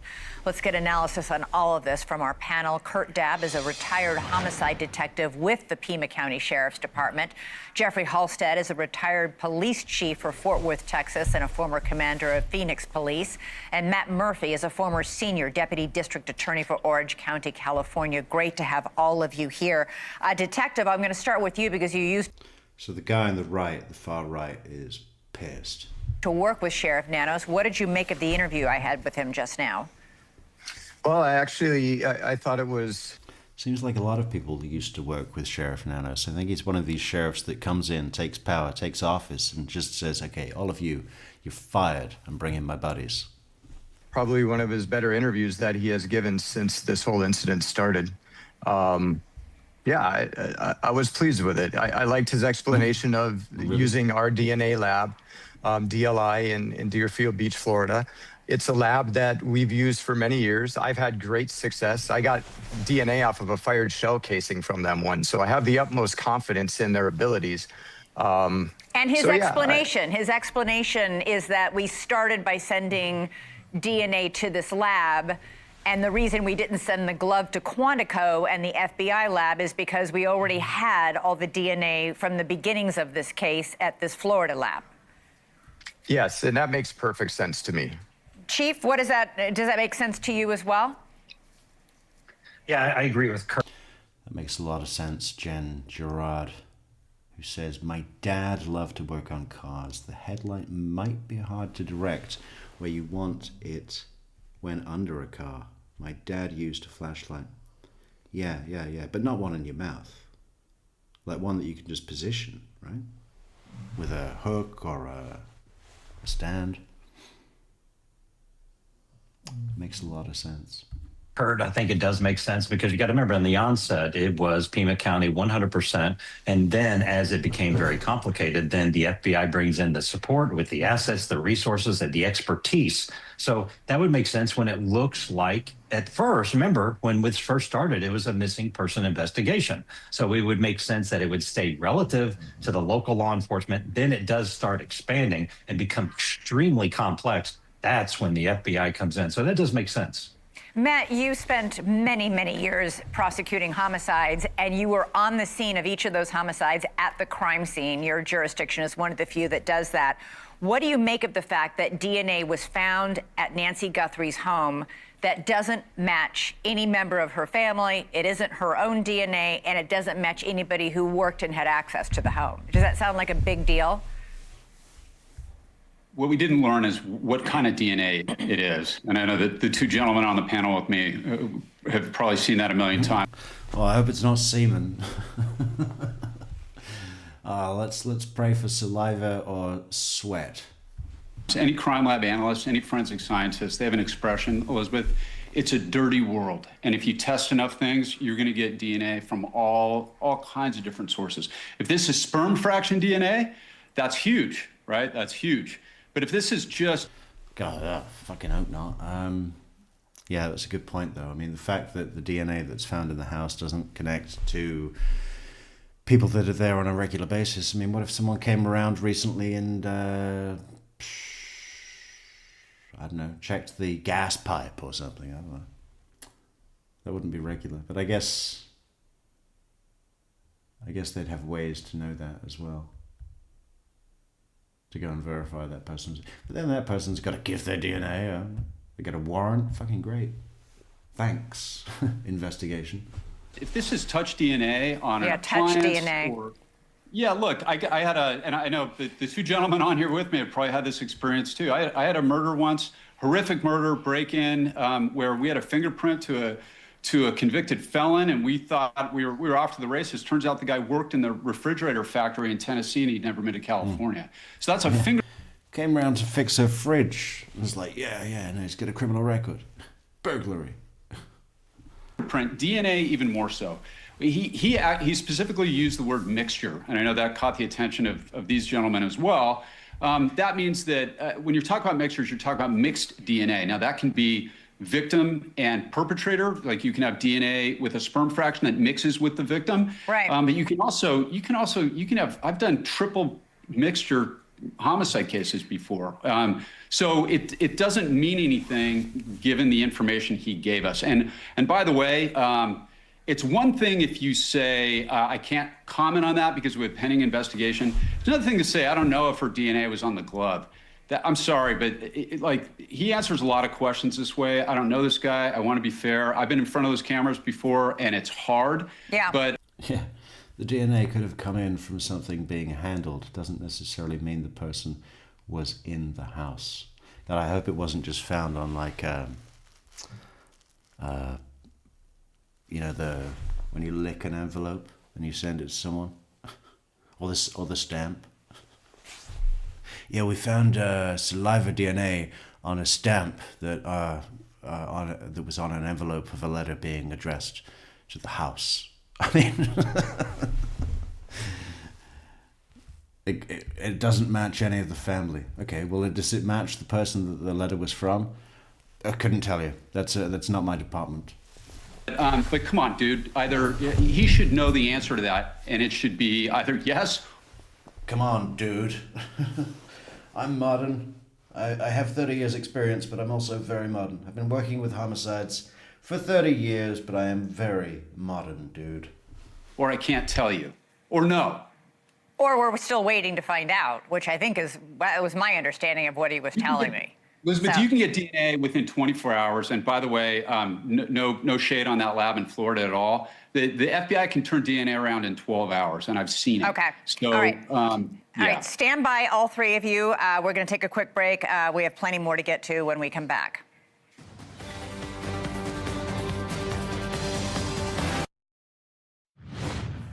All right, back now with our panel with the breaking news coverage for the search of Nancy Guthrie, mother of Today Show host Savannah Guthrie. Jeffrey Halstead's the retired police chief at Fort Worth. Also, Kurt Dabb is a retired homicide detective with Pima County Sheriff's Department. Matt Murphy, former homicide prosecutor. Chief, I wanted to, first of all, get your reaction to the fact that the sheriff said it is absolutely untrue that there is any tension between the Pima County Sheriff's Department and the FBI. He even seemed to imply that if there were reports of tension, which we have gotten here at News Nation, that they might be coming from Washington, D.C. and not Tucson, Arizona. You know, I think it's pretty typical. You got to remember that, it could be years until all of these leaders come back together to focus on one incredibly challenging mission. One thing is very clear. Some of that input came from people actually on the ground working the case, but yeah, so the Pima County Sheriff, Nanos, says that there is no tension. Any rumors of tension, there's no tension. Well, you would say that because everybody's saying that the tension is coming from you. I mean, I think we should ask the FBI.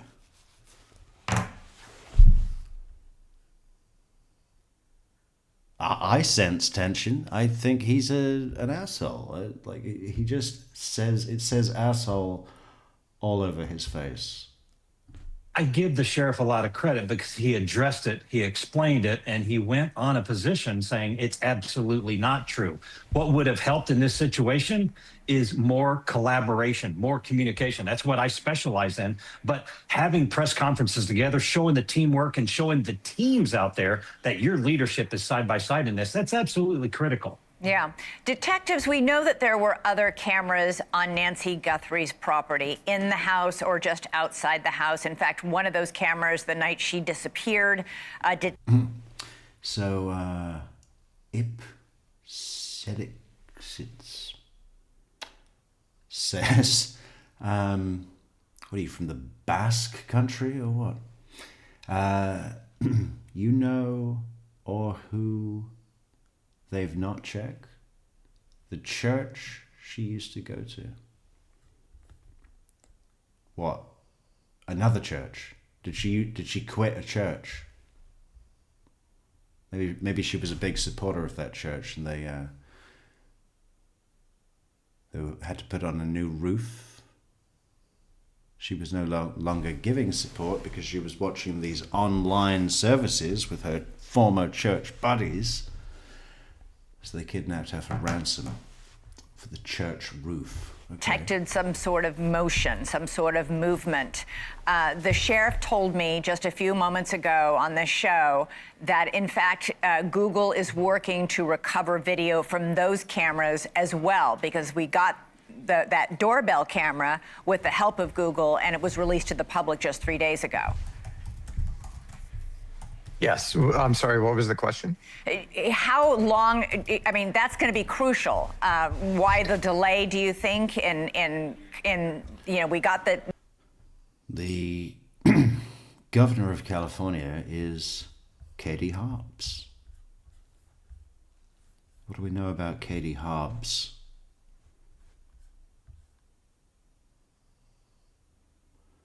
Well, she's an American politician serving since 2023 as the 24th governor of California. A member of the Democratic Party, she served from 2019 to 2023 as Arizona's Secretary of State, and from 2011 to 2019 as a member of the Arizona legislature. Born and raised in Arizona, Hobbs holds degrees in social work from Northern Arizona University and Arizona State University. Hobbs was elected to the Arizona House of Representatives in 2010 and to the Arizona Senate in 2012. Wow. What a go-getter. She served as Senate Minority Leader from 2015 to 2019 and was elected Secretary of State of Arizona in 2018. Hobbs won the 2022 Arizona gubernatorial.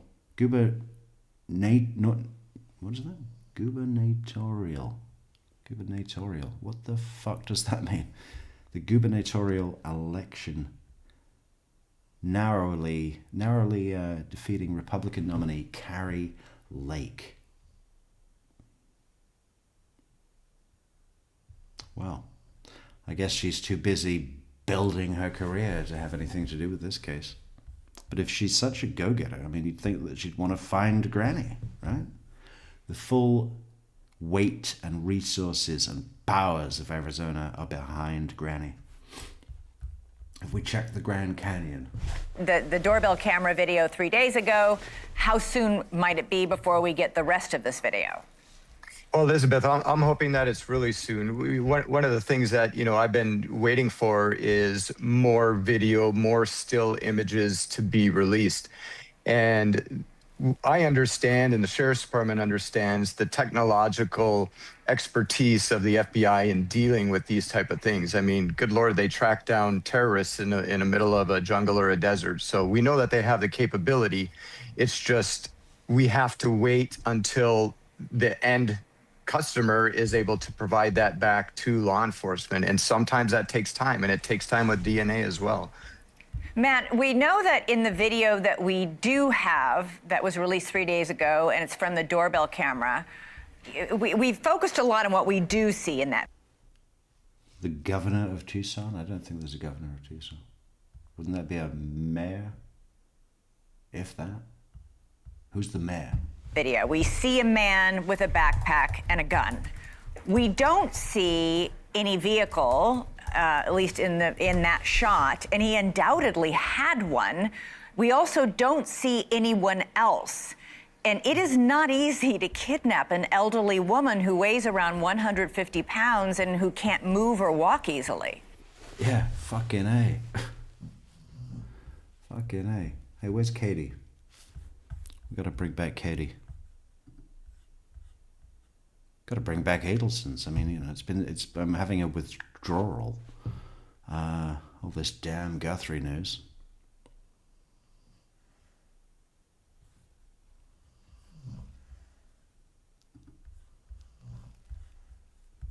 Oh no.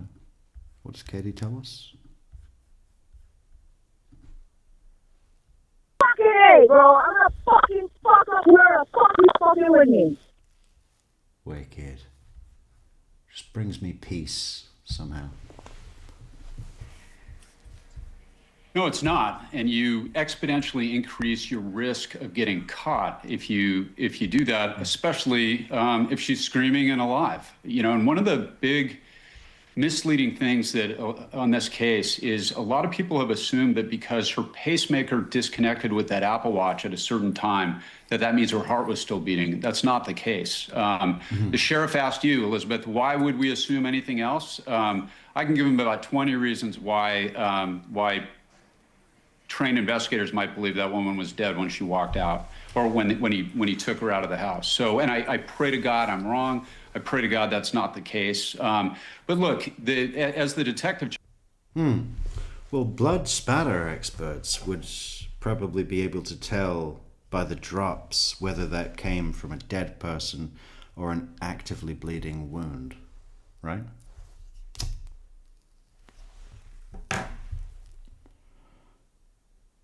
At least enough to say whether it's consistent with her being dead. I mean, it could be consistent with both, I guess, but what do you think? Let's ask that to the poll. How do we form that question? What do we get on this one? So 81% say the guy on the second porch. Is the guy on the second porch video related? And 81% say no. I have to agree. Anyone with a backpack and eyes is a suspect. No one is ruled out. If you have a backpack, throw it away, burn it, and don't let anyone see you doing that. What was the question we wanted? Was Nancy, well, let's say Granny. Was Granny dead when she left the house? Remember, he was in there for 40 minutes. And he had that bag full of stuff. Could there have been a tarp in there to not make a mess? Somebody made a good point today that there could have been, the reason that the bag looked full is because he had in there an empty box, like a plastic, tote kind of thing. Because whatever he was going to take from the house, he would need to put in a box. And I thought, what would that be? Frozen meals. Old people meals. Right? TV dinners, but nice ones from a really like a deli, like deli frozen meals for the rich and old. Because he didn't know how long he's going to have her with him. You don't want to fuck with her digestion while you're responsible for looking after her. You got to keep that fiber rich. You got to keep those greens and just general balance, You're not going to start feeding her chili, are you?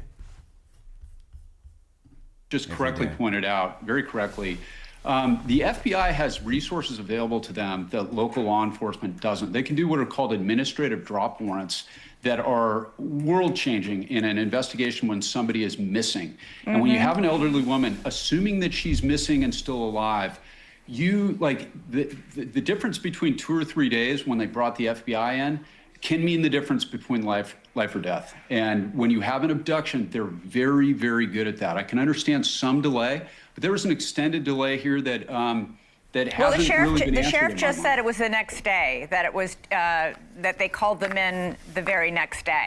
Oh, now the poll is started. There's a poll and a goal. Vote in the poll and help us reach our goal. That's what he just said in that interview. Okay, well, all right. Well, one of the questions I have, Elizabeth, on this whole thing is when you have an all-hands-on-deck situation like this clearly is, and you know I've worked other abduction cases. In fact, I worked a very high-profile case with Pima County, and I can tell you the police we dealt with on that case were top-notch. They were excellent. But the question is, where's the DA in all this? Because when you have a vertical prosecutor, when you have a lawyer that is going to be responsible for the case, that is assisting to the greatest degree they can really help influence an investigation to make sure that warrants are properly served, that we don't see things like people getting hooked up like the other night and then just released. That's the kind of stuff that can screw up a case. Where is the DA? This is a state case. It's not a federal case. This is going to The DA, people are talking about the governor and the mayor, but the DA, do you remember when Juan Martinez was the on-call, just happened to be the on-call prosecutor at the time when Travis's body was discovered, and he was straight round that day. I mean, that was Arizona. Imagine if he came into this case. Juan Martinez finds Granny Guthrie. be a state prosecution if they catch this guy. And I have yet to see, I believe her name is Laura Conover. I don't know her. Again, I don't know anything other than that one case. You're both Arizonans or have worked in that jurisdiction. Detective, what do you make of that? Should we be seeing the DA at this point? Well, I've investigated a number of homicides in my 7 years when I was working for the sheriff. And we don't know that this is a homicide. I want to be clear. We don't know that that's what this is, but it could be a possibility. But all of the leverage that the homicide unit brings is in play here. And when we would investigate homicides, the prosecuting attorney would come out to the scene. But because this is still a kidnapping, the prosecutor probably is not going to go out to the scene, but they do come out to our scenes. The prosecutor here in Pima County, you know, she's not really well liked, but I'm hoping that the Sheriff's Department and the FBI are keeping them abreast of what's going on. They're down there every day, I'm sure, serving search warrants or applying for search warrants, so I'm hoping they're abreast. Chief, what do you make of the fact that the sheriff told me in this interview tonight that they have gotten 18,000 tips on top of the 15,000 that the FBI has gotten? That's a lot of incoming information to sift through. Yeah, you're right. You know, to bring up what Matt and Kurt was just talking about, you know, extreme collaboration is absolutely key in this. And that relates back to all of these tips. So these tips are actually going to be filtered. There's literally a mini task force of an operational assessment. God, you know how boring it's been watching this news shit, the same again and again and again, with the occasional development. I'll give it that. Imagine what it's like for the people that are down there in the media camp, shantytown. Where are the porta potties? That's what I want to know. Of evaluating the quality and really the relevant. Where are they putting their shit? Where are they shitting? Respect the neighbors. Respect the Guthrie neighbors. Bag it up, take it out. Of a lot of these tips. You cannot waste time on weak tips. They take the strongest, put them at the top. Collaboration is key. We do that as a company. We bring in county attorneys, prosecutors, and others, so everyone is instantly sharing information. And Matt's right, that's absolutely critical. And I'm sure it's going on, but it needs to be more transparent. All right, Matt Murphy, Chief Jeffrey Halstead, Detective Kurt Dabb, thank you all so much for your expertise. Really, really appreciate it. All right, Thank you. coming up God for bless. us, we will continue to follow this breaking news in Arizona where SWAT teams have been mobilized, maybe staging as the search continues for 84-year-old Nancy Guthrie. It's closing in on 2 weeks now that she has been missing. Our senior national correspondent Brian Enton joins us live next. Yeah. With the fantastic, what's his name? Rick Kastigar, former Undersheriff of Pima County, and subject of today's video.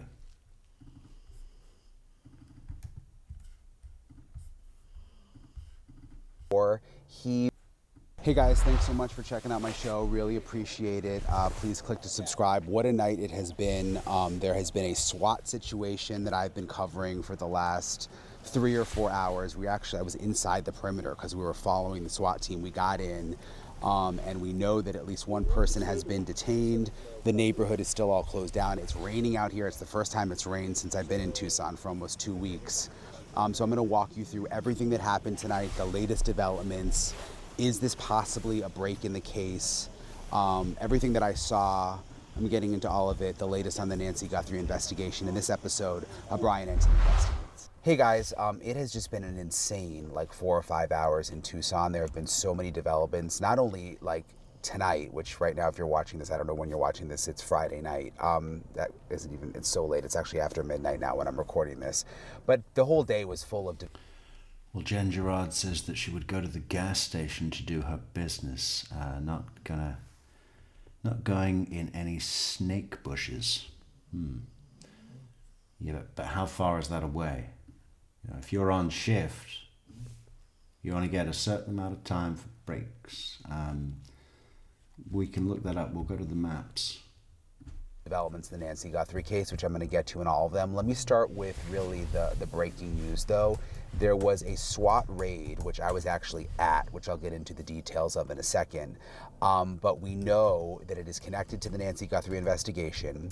They went into a neighborhood about 2 miles from Nancy Guthrie's house. That's the taco van. That's not the SWAT team. Those reporters are hungry. In Tucson.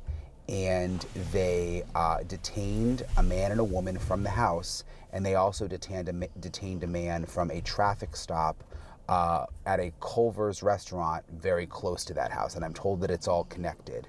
I'm told that it could be a mother and son who were detained in the house and maybe the brother at the traffic stop, but they're all connected. And the reason I know this is because I'm told by sources that they were waiting to move on the house until the traffic stop happened. And that this is all connected back to the Nancy Guthrie investigation. All these things with AI now, where these videos, it's usually of politicians. But wouldn't it be great to do an AI of Brian Enton taking a squat, having a squat shit behind a cactus in the Arizonan desert? What do I put into Grok to make that happen? Whether these are just people that they are looking into, whether one of them is someone that they're specifically looking to and they just detained them all for the time being while they question them, I don't know. But 3 people are detained according to my sources, at least as of when I am making this video. So let me back up a little bit. I knew that something was about to go down this afternoon. The search plane was up, which I was told was doing surveillance, and then I found out that the SWAT teams, the Pima County SWAT teams, were going to be staging, preparing for a possible operation tonight. And they've done that before, and nothing has really transpired, but the sense was tonight something was actually going to happen.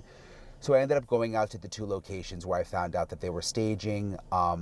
They moved from one location to another one very close to the target's house, which again was only 2 miles from Nancy Guthrie's house.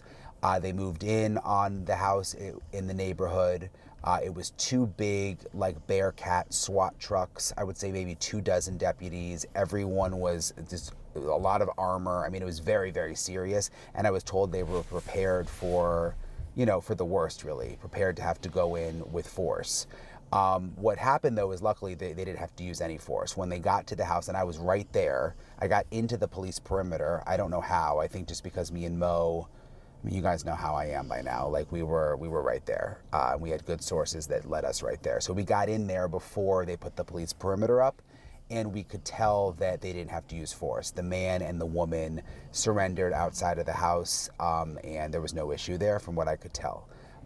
And from what my sources are telling me. And at the same exact time, they were able to get a man from the traffic stop who is also connected to the same situation. Again, whether any of this pans out and they are officially, deemed to be part of this Nancy Guthrie investigation, I don't know yet at this point. But I know that this whole operation is connected to the Nancy Guthrie case. So they pulled them out of the house. Or they came out of the house on their own, I shouldn't say pulled out, and now I know that they are conducting a search warrant at the house, which could take quite some time. Initially, it was mostly Pima County deputies, then a cavalry of FBI agents showed up, and I mean like a ton of FBI and evidence response unit. They all came into the neighborhood and showed up, and I was told that they were going to be there like all night long doing evidence collection. So it's a pretty big development. Hopefully it's going to lead to some major progress in the case. Hopefully it's not a similar situation to what we saw a couple nights ago in Rio Rico near the Mexico border. Remember, that was when kind of a similar situation. They went out, detained someone, did a search warrant, and it turns out, it seems, that had absolutely nothing to do with the case, and they ended up letting the guy go, the guy named Carlos. Remember, I interviewed his mother-in-law a couple nights ago. This did feel, at first it felt similar, but as more and more FBI showed up, it was a bigger scene out here tonight. It felt more significant. That was just the feeling on the ground. So we'll see how this plays out. But it was a wild Friday night. Again, just for me, kind of just going from one SWAT staging location to another and then ending up in the middle of all this action in this neighborhood and being on the inside of the perimeter. And Mo and I just tried to stay kind of out of the way, and no one really noticed us at first because we were just sitting in our dark car. If you were watching News Nation, I was doing... Okay, so the closest gas station to the house is about 9 miles away and would take 18 minutes to drive. So as long as you check the area for snakes, I mean, I'm sure someone's had a shit right next to the house. Disgusting. Doing live shots from the dark car. Bag it up, take it out. And then eventually one of the deputies saw us and was like, you guys got to get out of here. So, but we were very careful in the beginning not to give the location, not to give the address. I was trying to just report very limited information because I didn't want to interfere with their operation when there were still so many moving parts. And then, of course, when everyone was officially detained, we were able to report more. So that's kind of the latest on the SWAT situation with the house and what happened with them detaining the person from the car, which again all appears to be connected. I'm told that the car was detained somewhere near Culver's fast food restaurant. So we're going to see how that plays out. My suspicion is they're going to probably get DNA from whoever they were interested in, interested in talking to, interested who they thought may be connected to the case. And now that we know that they have DNA from Nancy Guthrie's house, they can pretty quickly, with the FBI's help, try to match the DNA there and see if this person is involved.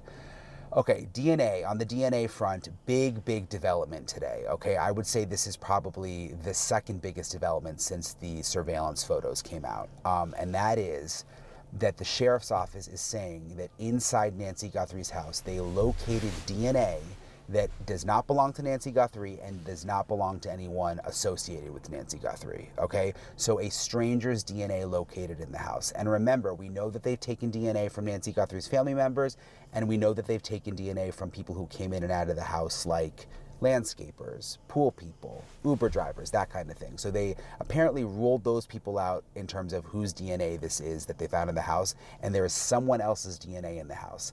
That is a big deal, okay? Because that DNA could belong to the kidnapper. And they can now use that when things like what happened tonight happen. They can try to get a DNA match. The other thing they can do with that, and think back to Brian Kohberger and the Idaho investigation, is they can look into ancestry DNA, which we learned a lot about genetic genealogy. We learned a lot. What was the case where they did that? They narrowed it down to a common ancestor or something. That was pretty cool. About this with Kohberger, and they could use it in this case, and that means that even if they can't figure out who the person's DNA is that was in Nancy's house and it doesn't come back to a specific database, they can go to 23andMe and all of these genealogy companies that people sign up for to find out their background, which is what happened with Kohberger, and they can try to find matches there with extended relatives of whoever that person is. So they could maybe find a third or fourth cousin, and then they can try to whittle it down from there. And we've seen it happen before. It's a new kind of technology, but we learned all about it with the Idaho case, and it could come into play here. So it is a big deal that they found DNA in Nancy's house that does not belong to Nancy or anyone associated with her, according to the sheriff's office, and we're gonna have to keep a really close eye on that, okay? That was another big thing that came out today. Something else, the sheriff is now talking. He's doing interviews again. He did an interview with News Nation. He did some other interviews today.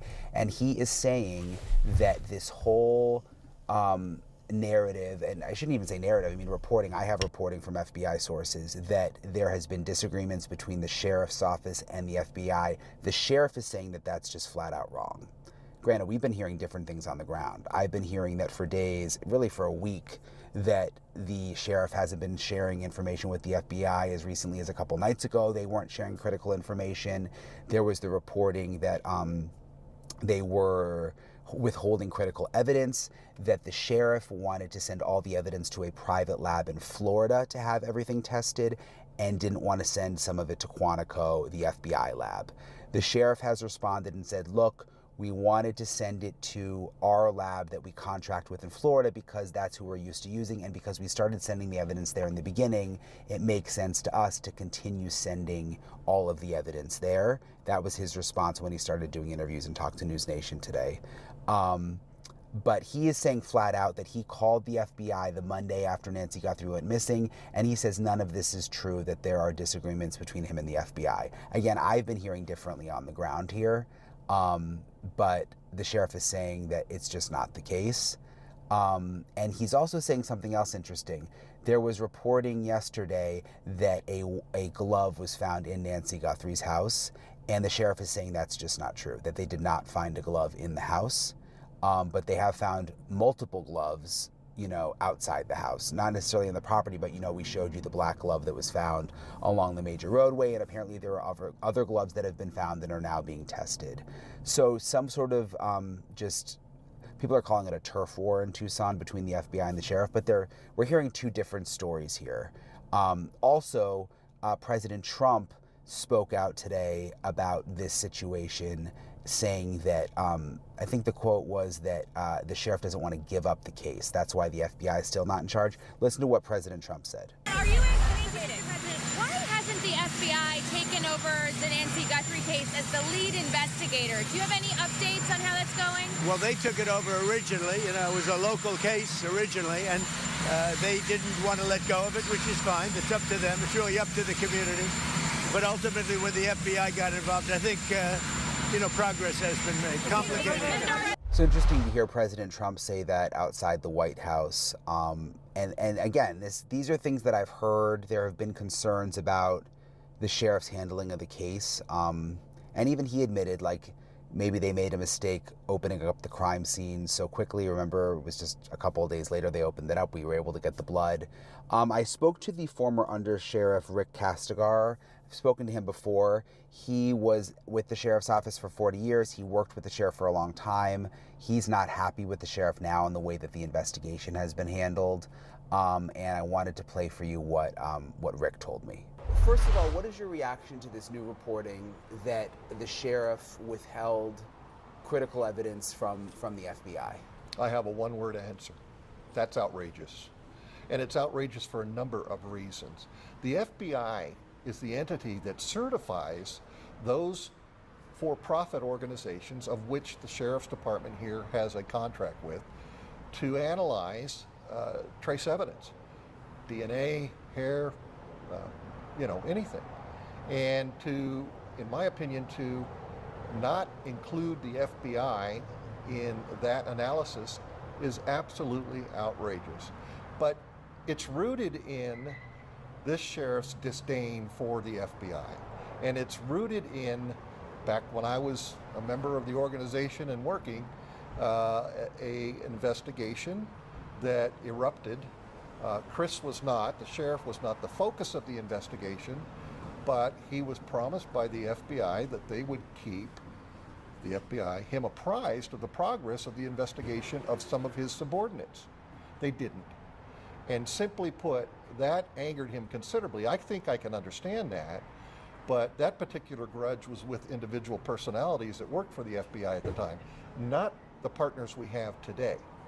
And, whatever evidence was gained over the course of several 2 weeks needed to be processed, all of it, in my opinion, by the FBI, and with their talent, and with their expertise, and with their capabilities. The Sheriff's Department doesn't have that. Classic example, and maybe I spoke to this earlier, that video that we saw in Nancy's immediate front entrance. I know that the Sheriff's Department kind of dismissed any opportunity to resurrect that video. But once the FBI got involved, unbeknownst to local law enforcement, it was resurrectable. And it was, now we all have, although he's masked up, we have a clear image of somebody at Nancy's front door in the time and date in question. The Sheriff's Department didn't know it was possible, but the FBI did. And that speaks to the technology that the FBI and the expertise that the FBI has. And local authorities, I don't recall too many times, even in my 40-plus year history, where we had a big case that wasn't turned over. Oh shit, have we seen his thumbs yet? We've got to go back. This guy's really great anyway. This guy is the best guy there is that's spoken on this case. And he's slamming the sheriff brutally, publicly. I mean, fuck. And part of what he's slamming him for is his vindictive nature. And how he vows to get you back if you cross him. I mean, suicidal. And asked for specific help of the FBI. They have the capability. Just go back for a second, and not in too much detail, but what is, you mentioned that there was this investigation that the FBI did into some of the sheriff's. It's funny because I think the usual thing is that local law enforcement are happy to have the FBI with their resources, aren't they? I think Tallahassee was. Oh, the FBI want to come into this? Good. They've got stuff that they can do. Coordinates. What was that about? Well, it was about an individual who was taking RICO dollars, which is the racketeering funds that are seized by law enforcement, and he was putting it where he could access it to pay for projects for the department. It was not put in anybody's pockets, and I cannot underscore that enough. People are going to immediately assume somebody was stealing money for their own benefit. That's not the case. And as I mentioned, the sheriff was not suspect in that case at all, but some of his subordinates were. Technically, by the RICO laws, if you launder money by taking it from one source and putting it in another, it is a violation of that law. But he was not happy with the FBI during that time. No, he wasn't happy. And you were on the inside then? Of course. You were the undersheriff? I was one of his senior administrators. Okay, and did he say that he didn't like the FBI, and what would he say? Yes, on many occasions. To several of us, we would meet daily and discuss the issues, and he was very upset. And that's because they just didn't keep him apprised of the progress. They kept it close to the chest. He was uncertain whether he was suspect, all of these things. Well, when you're the boss of 2,000 people and some of your subordinates are being investigated for a crime, and technically it is, he wanted to be made aware, and they didn't follow through with keeping him aware. I believe that is the foundation for his disdain of the FBI. But as I just said. Those are different personalities back in 2016 when this happened. Why do you think he is sending the evidence to Florida, to the private lab, instead of taking the FBI reportedly up on their offer to send it to Quantico? Territoriality. This is his county. See, we see that he definitely has a left thumb. Can we see his full right thumb? We're looking out for his right thumb. And his ego's in charge. And that's the way I see it. And the reason he has not offered them this evidence makes no sense. And I have heard a number of people who are local as well as national speak the same thing. It makes no sense. And I'm going to say that word again.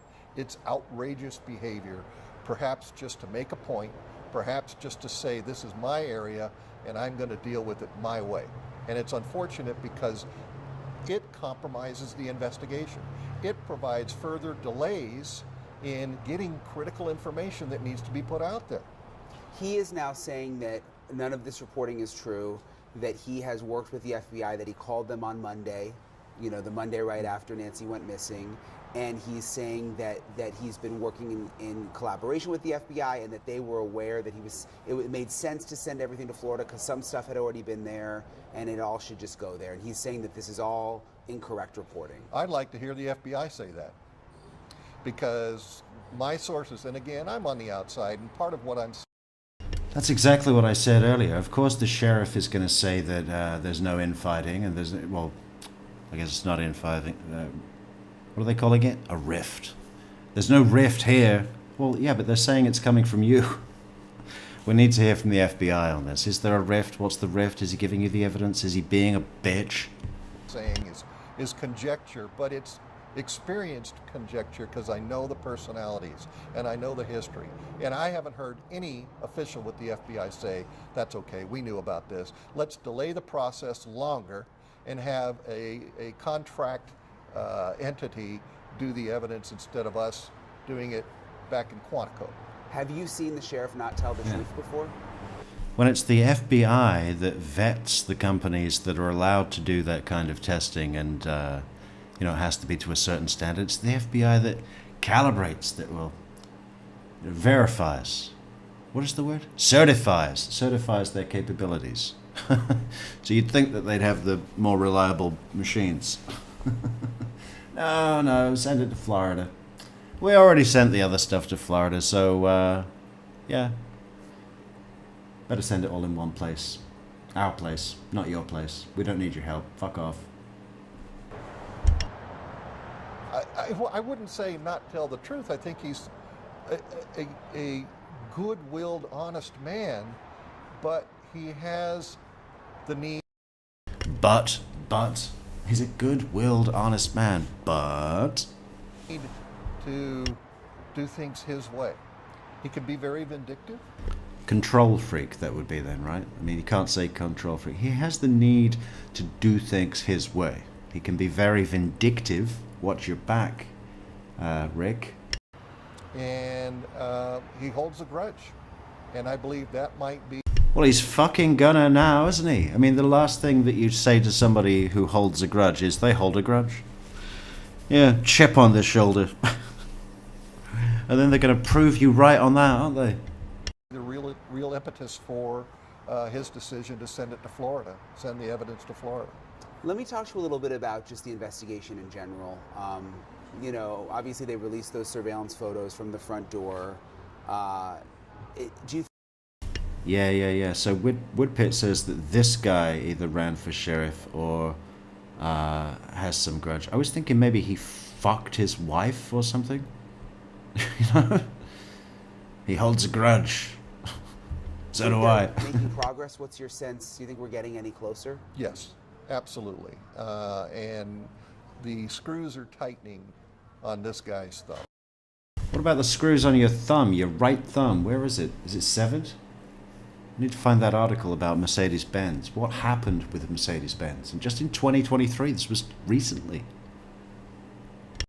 He, the perpetrator, the criminal, the guy who was there.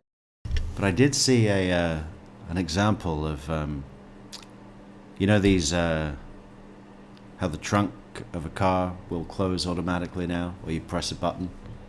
And they had these different cars, and they put a carrot in the thing, and some of them are like fucking guillotines, you know? If you left your hand in there, it would definitely sever your fingers. So maybe Mercedes-Benz did that to him. There at the time at Nancy's front door knows that video I think Tesla Model 3 was the worst. It was a guillotine. was out, knows he's got exposure, and I think he's taking steps.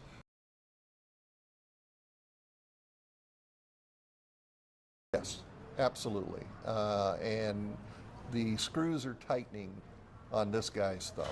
He, the perpetrator, the criminal.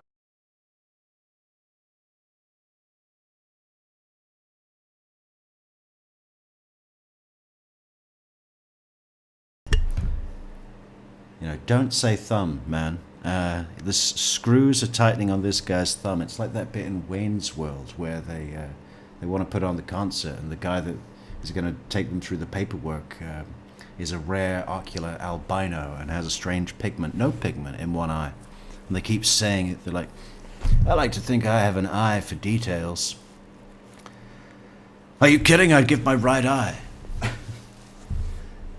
We'll take all these forms home, cross the T's and dot the lowercase j's. The screws are tightening on this guy's The thumb. guy who was there at the time at Nancy's front. You know, obviously they released those surveillance photos from the front door. Do you think they're making progress? What's your sense? Do you think we're getting any closer? Yes, absolutely. And Mole, another one. What was that? Austin Powers. It's always Mike Myers, isn't it? Crazy Mike. Yeah. Mole! Moly. the screws are tightening on this guy's thumb. He, the perpetrator, the criminal, the guy who was there at the time at Nancy's front door, knows that video is out, knows he's got exposure, and Okay, Ipsetic sits. Please watch the new interview Brian had with another deputy. Okay. Was it from today? I think he's taking steps to try and deal with this the best way possible. I only hope and pray that Nancy's still with us. And I only hope and pray this kind of pressure against this bad guy will cause him to take her somewhere, leave her, and then try to hide out somewhere else. When I was out at Rio Rico, you know, they detained that man Carlos to question him, and then he was let go just hours later. Right. Are you hearing anything about was that a mistake? Well, I wouldn't call it a mistake. I think they had valuable information that was credible, and they pursued it. And what transpired was they were able to determine through investigative processes this individual, there was not enough information to arrest him.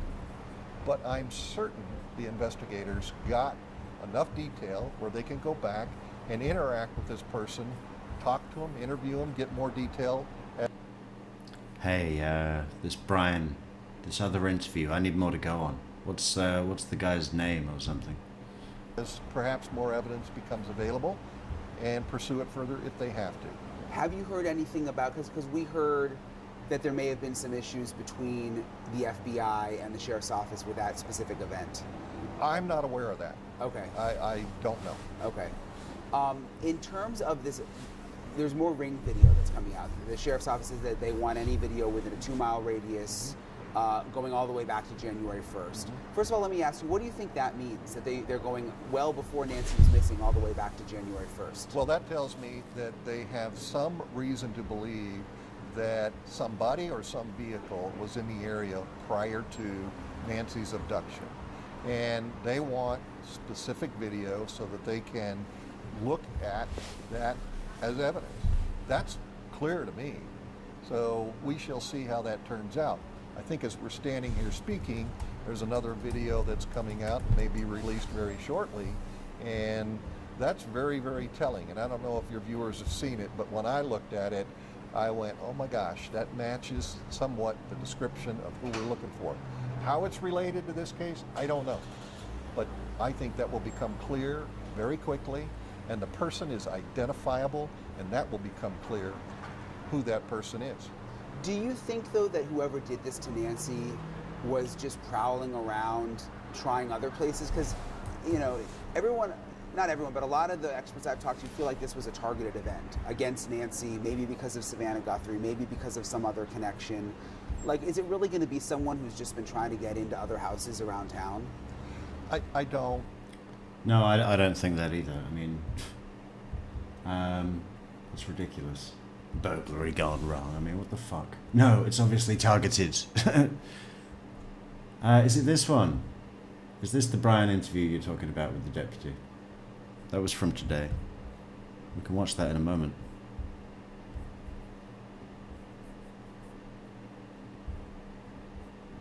I think it's that. I think it is a targeted event. I think this person intended to do what he did the night that he did it. You know, some of the requests for other videos and dates prior suggest this guy might have been surveilling that part of her neighborhood. But why would you enter if this was just a burglary, go inside, encounter her, obviously, and then not just leave her there? Why would he be afraid of being identified? He was so masked up, none of us could really, you could get a mustache out of it and get some eyebrows out of it, but not much. And it's highly unlikely that Nancy would have been able to identify this person. Yeah. This guy's lucky he's gone grey already. He's ruled out. He's completely ruled out. It's not him. And why take her unless that was your original intent? Last time I spoke to you earlier in the week, and this was before the new surveillance video. He's saying, why would you break in when you're completely masked up? If you did encounter Nancy unexpectedly, she wouldn't have been able to identify you anyway. You'd just leave her there and not kill her and run away. If it was just a burglary. The guy came in to get Nancy Guthrie, Granny. Take Granny away. Images came out from her front door. You said that you believed, your gut told you that Nancy was still alive. How do you feel now? My gut still says she's alive, but, you know, as But this guy loves the buts, doesn't he? And I don't think he's got. I think he's saying that to appear as appropriately hopeful or something. But he's saying, yeah, my gut, you know, kind of tells me she's alive, but probably not. Alive. How do you feel now? My gut still says she's alive, but, you know, as we go by more and more time and there's no evidence of life with Nancy, it becomes more and more concerning and heavy in this case. And time is of the essence in this regard. You know, one possible scenario is, and it's horrific to think this way, but perhaps he took her and she succumbed because of age and lack of medicine. We don't know that. And now he's got a problem. That the intent wasn't to kill her, but that she passed away. I think this was still a kidnapping, and I think his motive was money. That's my opinion. One thing Kidnapping motivated by money. I mean, it's pretty clear, isn't it? Does anyone think it's not that?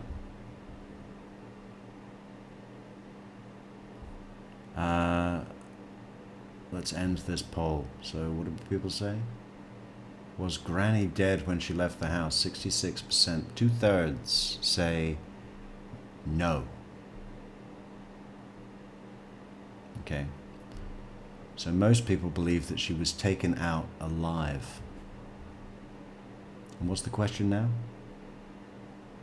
Was the kidnapper motivated by money?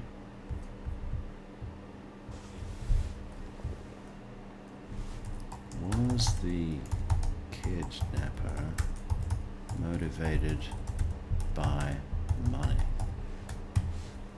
Yes or no?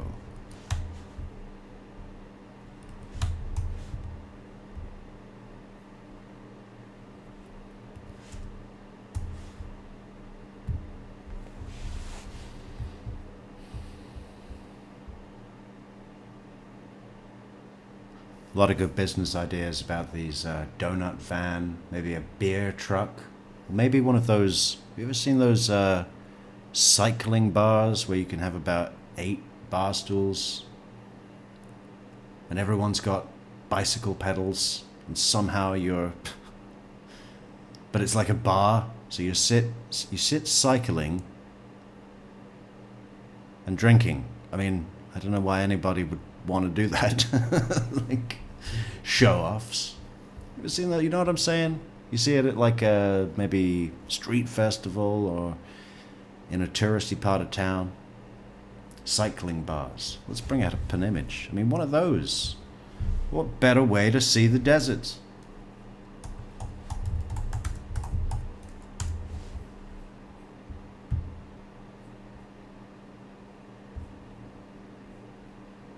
Oh, there you go. Cycling saloon.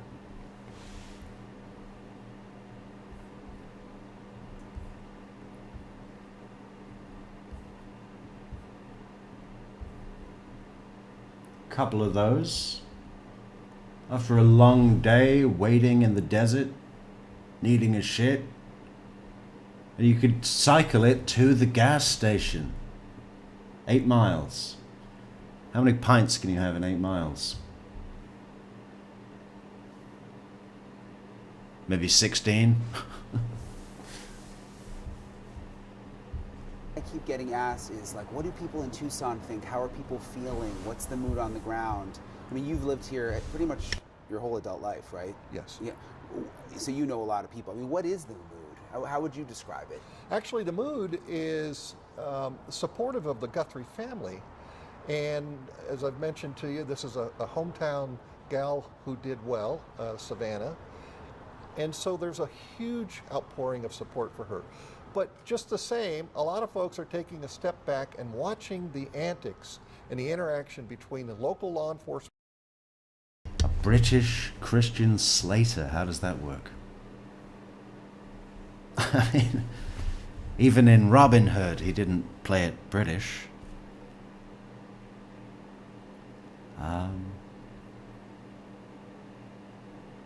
Yeah, interesting. Agency who has had a proud tradition of being progressive and professional fight with their federal partners.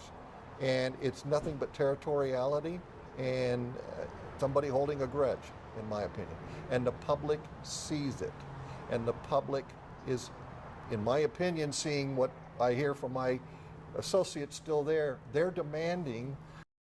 You got to wonder what Savannah Guthrie thinks of this, right? The sheriff has got a grudge against the FBI, so is hindering the investigation into what happened to your 84-year-old mother. If there's someone you don't want to piss off like that, it's somebody with $50 million, okay? Savannah Guthrie.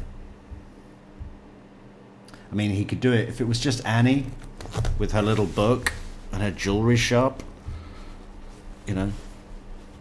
Hey, how's the book? Any sales? Oh, well, hang in there. I know you wanted to do Christmas at your house. I was thinking, though, that we could do it on my yacht. That this be resolved.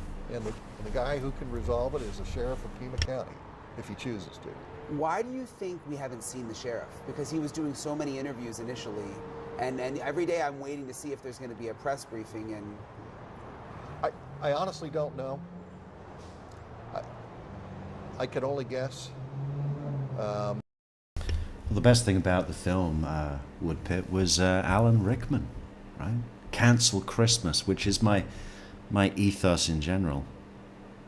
But yeah, I want to sound like Alan Rickman. Maybe I should watch some Rickman and practice. I would say something off the record. Do you think it's because the FBI told him to just quiet down? Or would he even care if they said that? I think he's gotten some heat for... Exactly right, Tiffany. Annie got tired of being at the bottom, right? can't do anything. The only thing that she can give her mother for Christmas is a little fucking piece of shit pottery ashtray that she made in an activity center and home kilned. Do you have any idea what Savannah got her mother for Christmas? We're talking top of the line. Day of beauty and relaxation. A well-being center. Yeah? Really nice one. They've got some really nice ones in the desert. It's amazing the things that you can do with the desert. Yeah, real nice, real nice. And some ruby slippers. How's the book?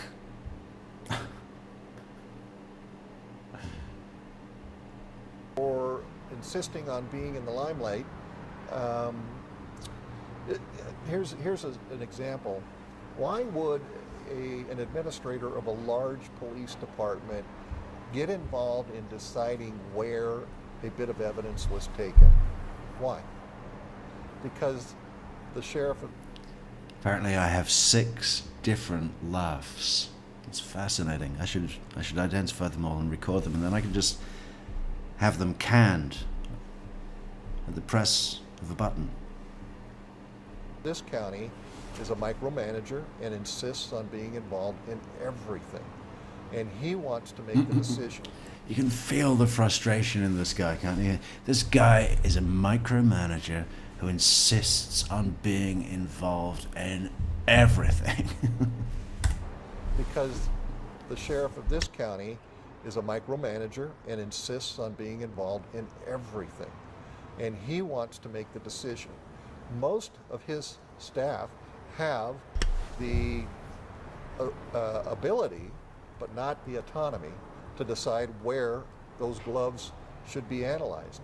And if I were still there, and if I were given the authority, which I'm sure he wouldn't allow that, I would have given it to the FBI immediately. But that's not what has happened.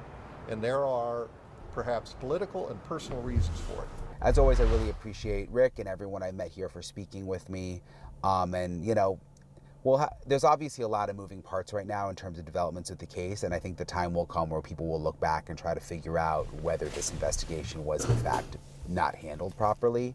Something else I wanted... Okay, I think he's going to drive around the neighborhood now, which we saw yesterday. So let's go to this other deputy that Brian interviewed today, who hates the Sheriff Nanos even more.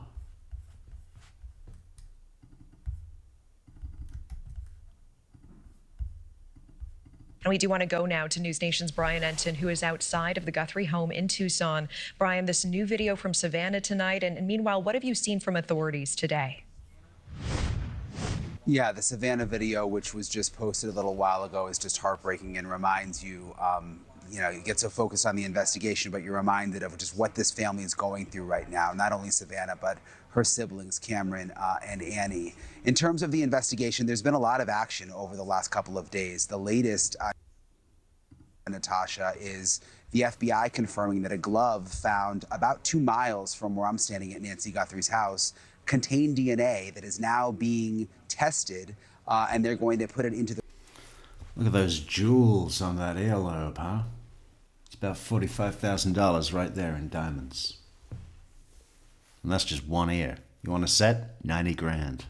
CODIS federal database and try to see if it links back with anyone who could be a potential suspect in the case. That comes on top of us learning that there was DNA found inside Nancy Guthrie's home, DNA that doesn't connect back to Nancy Guthrie or to anyone in her inner circle. So that is another big development. And it seems that all of these DNA elements are starting to come together in a way that we may see some real movement in the case. I spoke with a sergeant with the Pima County Sheriff's Office, who is also the union president, about what he thinks about these latest developments. Listen to this. Apparently there's a lot of gloves that have been found. Yeah. What do you make of that? I mean, I guess these gloves are used for all sorts of purposes, it seems. It is pretty common. It could be from investigators. It could also be... Yeah, we might be looking for a welder or a beekeeper. We have a large amount of homeless that live. How many professions wear gloves? Mechanics, beekeepers, welders, dishwashers, falconers, baseball players. Camp in the area. We also have, we've experienced a lot of nighttime car break-ins in this area as well. So, I mean, it could be from any one of those things. Hopefully it's related to the Guthrie kidnapping or incident, and they're able to get some DNA out of it, and it breaks the case open. But I understand it was found a couple miles away. Hopefully, as he's driving away, he throws his gloves out the window. Maybe we'll get a lucky break, but there's a lot of possibilities. So hopefully we will find out more soon in terms of this DNA testing that's happening. I mean, he didn't really say anything about the sheriff, did he? Behind the scenes. We may also soon find out more about the SWAT raid that happened on Friday night. There were no arrests. Or is there a longer portion of that interview that we haven't seen?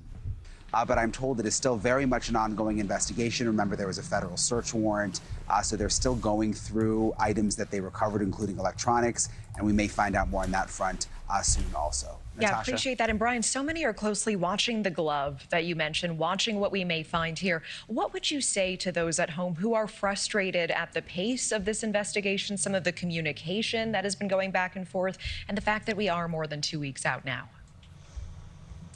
Yeah, I mean, it's been 2 weeks, which is not a good thing with these kinds of cases. Obviously, they always say the first 48 hours are the most critical, and that's true.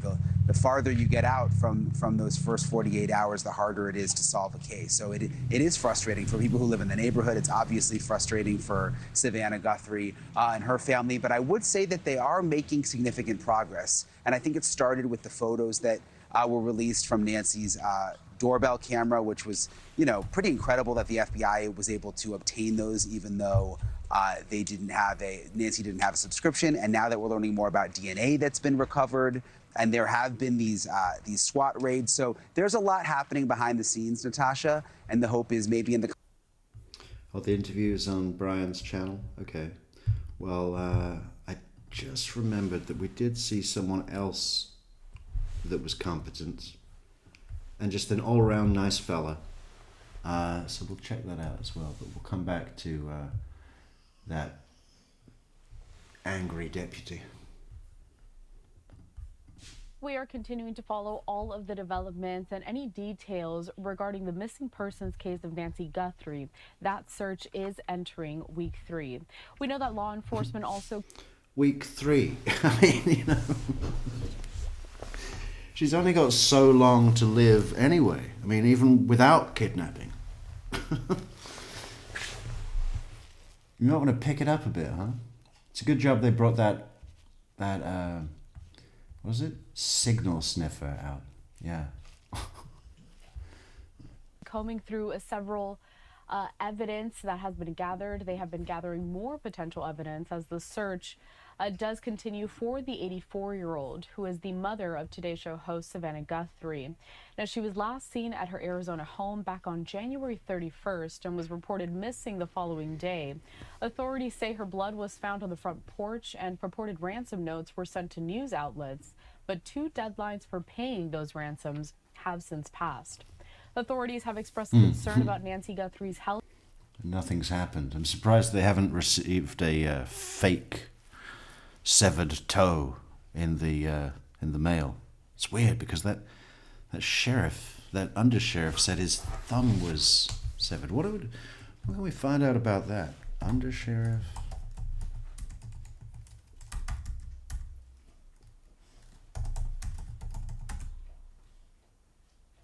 Rick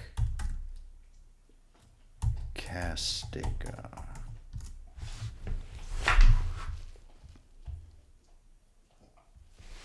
Mercedes Benz.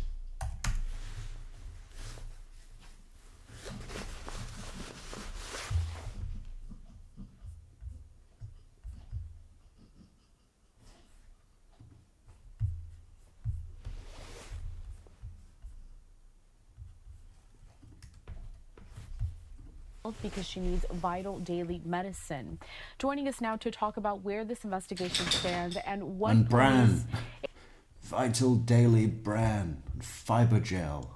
And sheriff's officers and really FBI agents are going to do going forward in this search is going to be Roberto Villaseñor. He is a former Tucson police chief. Roberto, good to see you. Good morning. Thank you for having me. Of course.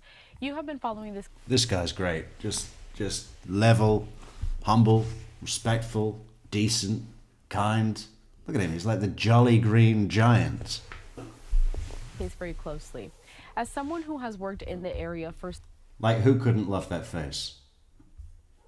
several years and also has the mind of an investigator and someone who was a former police chief in Tucson, what sticks out to you most from this case?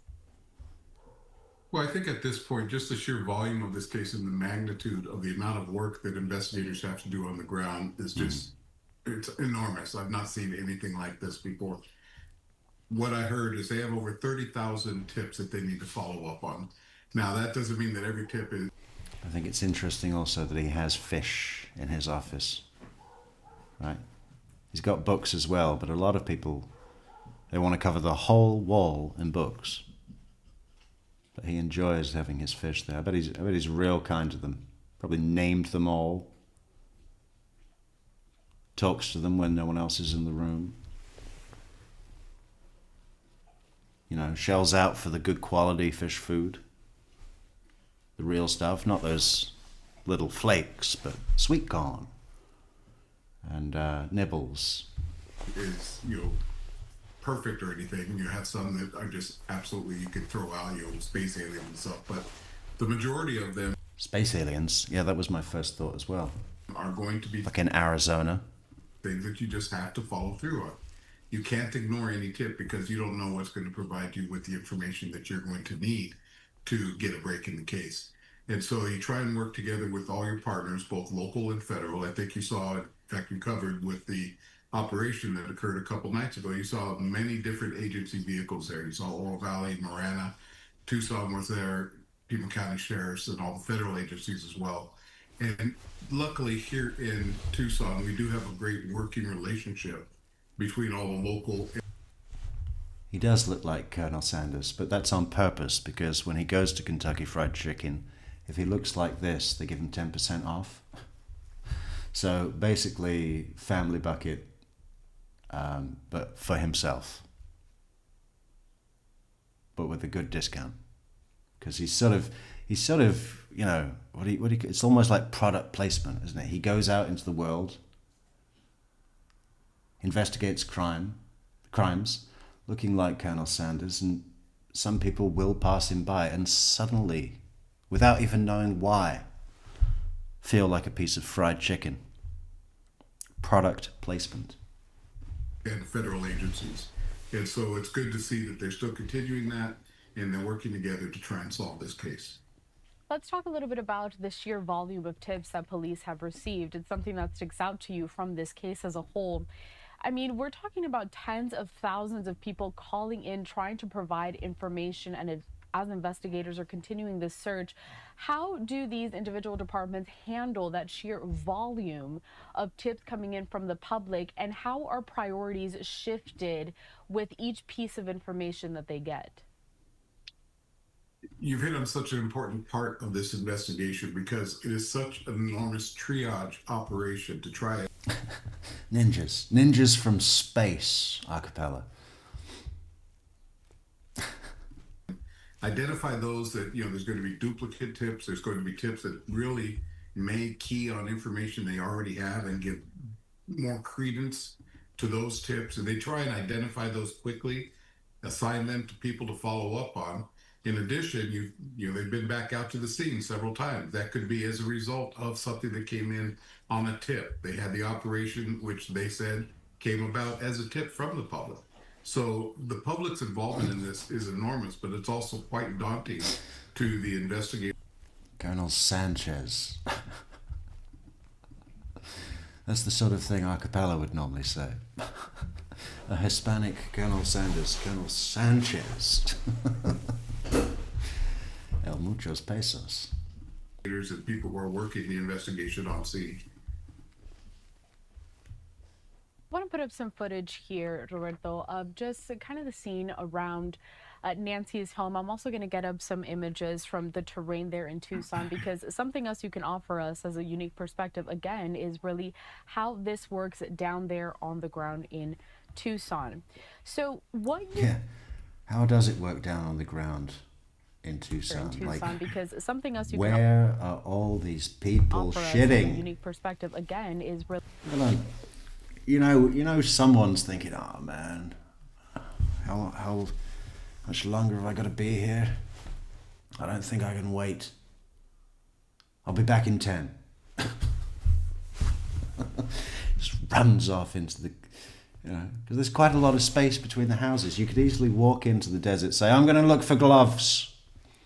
And then, do what you got to do. You know that somebody's done that, right? There's investigators, local police, federal police, news crews. It's just part of, being human. Being human. But please respect the Guthrie neighbors. Bag it up, take it out. Really how this works down there on the ground in Tucson. So what unique geographic or environmental challenges are investigators facing right now as they search parts of this area? Well, the countryside here in Arizona in Tucson is quite rough. The desert, it's full of a lot of, cactus, different brush. Things could have blown in and be hidden under brushes, hidden under cactus. There's wildlife. What do you think the second house is? I mean, a pool house, but then it's so far away from the pool.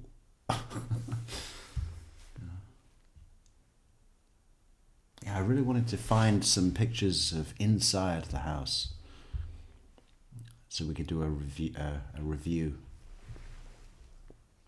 Nice pool though, isn't it? Kind of a lagoon style with a sweeping circular staircase. Yeah, nice. Life that are surrounding the residence. You can see there it's quite open. You're going to have all types of things that could come in and disturb the evidence in crime scene. And so you need to be very thorough, and something that maybe wasn't there the day before could actually show up by wind or animal or something the next day. Or it could have been that it's uncovered by wind or something. And so you need to just keep going over that. And when you've reached now the third week, I think that you said, you can't just say, well, we've been there once and that's it. It's always good to go back with fresh eyes. If you don't have anything else to follow up on, or if a tip gives you something else to follow up on, it's not a bad thing to go back to the scene with maybe some fresh. People are on about like a sicko might be sending letters to TMZ, not even to get the money, but just to get the buzz of seeing the effect, how they've affected the investigation, and just watch the result of their work on the news, just to fuck with people. But I think we could do one better, right? I mean, you could go down there because those people are hungry. Those reporters, I mean, they probably get to bring a little bit of lunch, but it's not like they're gonna have many options, So you show up and you just say, listen, we just want to be supportive to the community and the news community because you guys are out here in the sun and putting up with all this waiting and we just wanted to bring you guys some food that we made, enchiladas, but you taint the enchiladas, right? You use lamb that's been sitting out for 2 weeks, and purposefully, not to kill, just to make them all need to use the toilet at once in the desert.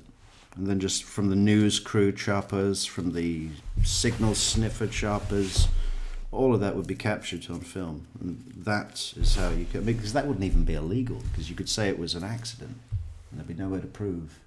Eyes to look at it. Maybe someone else will spot something that you didn't. In the meantime, this is all going on with just a tremendous amount of news media presence. You have to be very conscious of the integrity of the investigation. And that's why I think they put up tents, they've used sheets to kind of shield some of the activity that's going on there. And I don't think it's just because they're trying to be secret. Maybe that's what the tent is. You go in there and there's just a little, what do you call it, portable toilet like you would put in an RV or something. That was the sheriff's contribution. He provided the toilet from his RV used and unemptied. Secretive, but they're probably trying to preserve evidence that maybe they've found, or they also need to preserve information that only investigators need to know and the suspect. If everyone knows everything, then... I just love this guy's style of explaining his point calmly and slowly, without making it sound like he thinks you're an idiot. It's like, it just seems considerate. He's a caring person. It's going to be hard to winnow out the suspect that come in, or people that want to come in and say they know more than they really do. I'm glad you mentioned the fact that a lot of these... It seems to be important to him that you understand his point, because he wants to do you the best service that he can. Right? It's not about, hey, look at me, I got information, I have worked with light for over 30 years, okay? There's a difference between reflective light and a light that's coming from a source, and it was completely wrong. It was a torch. These investigators are going back out there. That was the guy that was saying it could be gold teeth, it could be a gold cartel grill in his mouth. Entering week 3, but they have been back out there recently trying to get more evidence, trying to gather more information, because a lot of the questions do continue to be, well, why are they back out there now? I mean, they were there the first day, but as you mentioned, you kind of have to keep combing through that area just in case something were to pop up. Let's go back to the fact that this is such a high-profile case. When you were with your department there at Tucson Police, and also just when we talk about best practices as a whole, how do departments deal with trying to... You see, that's far more ethical, Jen. Yeah, that's a better way to do it. Sprinkle Visine on the tacos instead of purposefully using spoiled meat that could kill. To be transparent for the public and release key information that could help them find a suspect versus not giving everything away and potentially hurt the case. It's a very fine line that the department has to walk, because today's society is really demanding information all the time, and sometimes they're demanding things they really should not have privy to that would hurt the investigation. And so you have to work with the investigators, either it's the head of the agency or the spokesperson for the agency needs to work closely with the investigators, talk to them about what can we release that would not jeopardize the investigation, but maybe give the public information that could help them in providing us tips, or saying, oh, that reminds me of someone or something that I saw, and I should call and let them know about it. So that's why they really encourage anything you know about this, anything that you saw about this, and check your cameras, check your video, whatever you may have, could be something that is beneficial to the case. But the investigators can't release something that would hurt them later on if they're able to make an arrest and try it in court, and it would jeopardize their information. I want to put it back up here on the screen, just some of the images that were released by the FBI. This is the surveillance footage of this potential suspect that they're still looking for. And I just want to remind everyone that at this time, no one has been named as a suspect. He's not going to knock the door there. Released by the FBI. This is the surveillance footage of this potential suspect that they're still looking for. And I just want to remind everyone that at this time, no one has been named as a suspect or a person of interest in this case. Some people have been detained, but they have since been released. And Roberto, let's go to the coordination between all of these different agencies. So when you bring in federal agencies like the FBI into a location to work with a sheriff's department, like the Pima County Sheriff's Office, how are all of those responsibilities divided up? But also, when local agencies take part in an investigation like this, such as the Tucson Police Department? Really, they should work in cooperation. It's not so much as a division of labor, but rather an enhancement of labor, a synergy that should occur when the different agencies. Yeah, Tiffany's got it. We need to find out. We need to find old houses way out in the hills. They had Elizabeth Smart in the hills. I think they could be held up somewhere in the hills in AZ. There's always a hill, isn't there? They're always in the hills. Head to the hills. Bring in their special expertise into the situation. You know, watching this video, it's very alarming as to someone took such great care to conceal themselves. There's obviously a lot of planning that has taken place, but there's also some mistakes that they're going to make. I think that your station has already broadcast the information you've been able to develop on where did the backpack come from? Where did the holster come from? What about the jacket? All of them have this nexus of Walmart, it seems. And so that's a good way to start. Okay, let's start checking the Walmarts for purchases that occurred. You know, people don't think about this, but there's ways to track behavior. There's ways to backtrack people's activity, either through purchases, credit card, information. If it were prearranged, it wouldn't be hard to put something across the border to Mexico. You wouldn't have to drive with her in the trunk. You could be delivering pollos hermanos special sauce, right? In those barrels. I'm sure it happens all the time, routinely.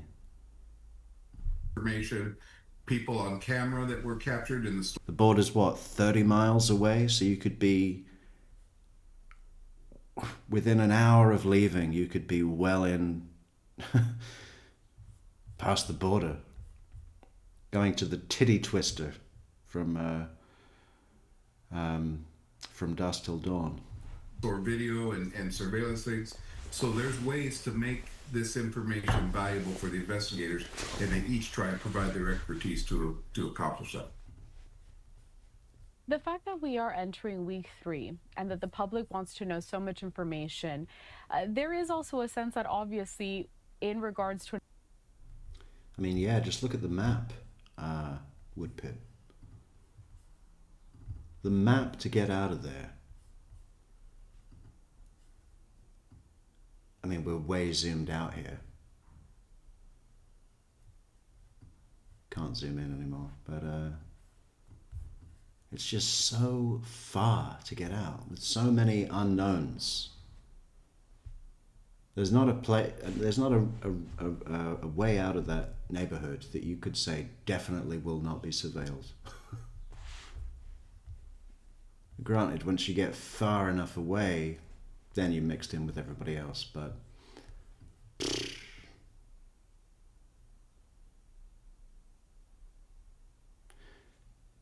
the next door neighbors, I guess they've checked there already.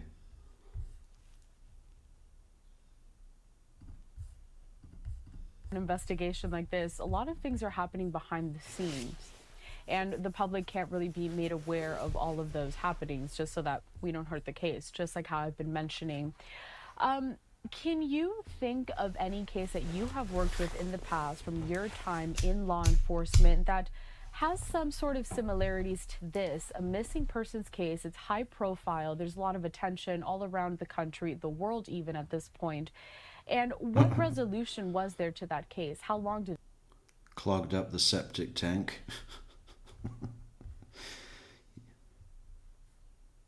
That better be like it was when I found it. You clog it, you fix it. It take to resolve? You know what that's going to cost? Oh, well, you're taking me back to one of the difficult moments of my time as chief. We had a young girl, Isabel Celis, that was taken. This guy is exactly who you want as chief. If he was the Pima County Sheriff's Department now, sheriff, I guarantee they'd have already found Guthrie, Nancy Guthrie, Granny, alive and well, and have caught the kidnapper. From her home, middle of the night, very similar. And unfortunately, we did not resolve that case until we received information that led us to the individual who had abducted her and ultimately killed her, along with another young girl. And it is just terrifying to work those type of cases and not be able to bring resolution quickly, but you never give up. We had people working on that for years, and I don't believe the actual. You never give up. I mean, you might say that it was a finger-licking good case, right? Oh. Resolution came until maybe 6 or 7 years later. I was retired by the time that they actually apprehended the person responsible for that case. But it also had national attention. We had all the national news media out there, and it was a very difficult situation to try and provide information so that people knew what was going on, but not jeopardizing the case, and we were able to successfully do that. Roberto, I do apologize for bringing you back to. Don't jeopardize the case. That's at the center of his professional ethos, along with don't ever share the secret recipe. Don't jeopardize the case, and don't jeopardize your intellectual property with your special blend. For that moment, it was tough. Obviously, when you work these cases, they do affect the officers that are there on the ground trying to solve them. And, you know, hopefully we get a resolution to this missing persons case so quickly, and that everything does turn out well, and that Nancy's alive. She can go back to her family. But that. No, this former chief below, I think he's comfortable crying in front of others, don't you? But not over the top. Just in a way that is enough to let you know that he's moved. But then it's back to professionalism. He can put aside his big heart and crack the case. Kind of brings me to my next point, which is how are officers and investigators also supported, even emotionally, when they're handling a situation like this? Well, we do, as agencies, provide behavioral health for the officers and investigators, because you're right, this is traumatic for them. They get invested in these cases, and they work really intensely on this, and it becomes really the focus of their lives in some ways. Sheriff Nanos would be the kind to refuse. What did he say? Something about therapeutic support for officers that are affected by the traumatic things that they have to witness, unfortunately. And you can just imagine Sheriff Nanos refusing that kind of treatment. I'm no mental midget. I'm macho, better than the FBI. So we provide peer counseling. I'm hopeful that many officers have faith, that guide them and help them through that. I know I do, and I know that everything is in God's hands, and I hope that they have a method to try and deal with the stress and the anxiety that is presented in these cases, because they do become the focus of their job and what they try and do, and it's very traumatic. And this is also the kind of religious person that doesn't bother me at all. Because although, it's like,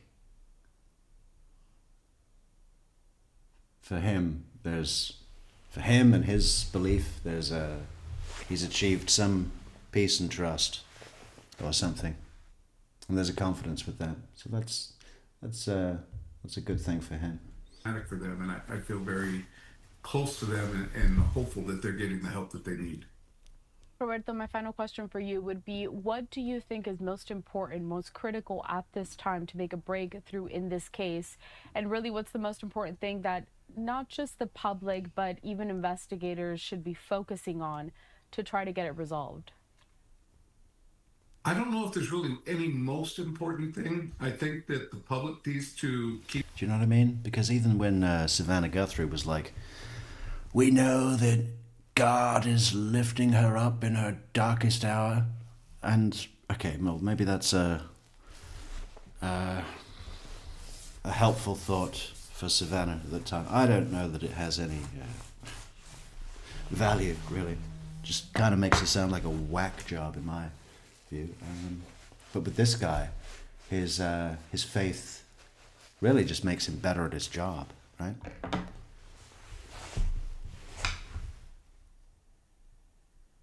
And with a humility that we do not see in Sheriff Nanos, ego maniac that he is. Keep sending in tips if they have them, valid tips, and then the investigators just strengthen resolution to go forward and to keep logging on those tips, but anything could be the most important thing. At this point, you don't know exactly what is going to be the straw that breaks the camel's back, so to speak, and what is going to bring about resolution. I'm sure you're going to see further police activity on this. When tips come in, they investigate them. I believe the sheriff has said that. Don't be surprised at that. If we have something that comes in and we feel it's warranted for us to follow up, you may see additional, warrants obtained and residents secured and people stopped. That doesn't mean that every single one is getting you the suspect, but they're people they need to talk to because they're following up on tips that they felt had some validity. And so they need to treat everything as probably some of the most important information because they can't ignore or deny any of the information until they know what they have. Roberto Villaseñor, the former police chief for the police department in Tucson, Arizona. We appreciate your time here at Live Now from Fox just to talk about this case that still has a lot of attention, and we're still searching for Nancy at this time. Okay. Well, he was great. I liked him even better than the other guy. The other guy seemed to have some be harboring some residual resentment, just like the residual data in back-end systems. But now let's go to Angry Deputy number 2. Hey guys, thanks so much for checking out my show. Find somebody's, I'm sure they're going to technology team too. Working there, but he can talk about concerns that the deputies have about the sheriff, about the way the investigation has been handled, and why he thinks the FBI should have been brought in sooner. So listen to my conversation with Sergeant Cross. The first thing I wanted to ask you about was just this new FBI statement that I showed you. First of all, apparently there's a lot of gloves that have been found. Yeah. What do you make of that? I mean, I guess these gloves are used for all sorts of purposes, it seems. It is pretty common. It could be from investigators. It could also be, we have a large amount of homeless that live and camp in the area. We also have, we've experienced a lot of nighttime car break-ins in this area as well. So, it could be from any one of those things. Hopefully it's related to the Guthrie kidnapping or incident, and they're able to get some DNA out of it, and it breaks the case open. But I understand it was found a couple miles away. Hopefully.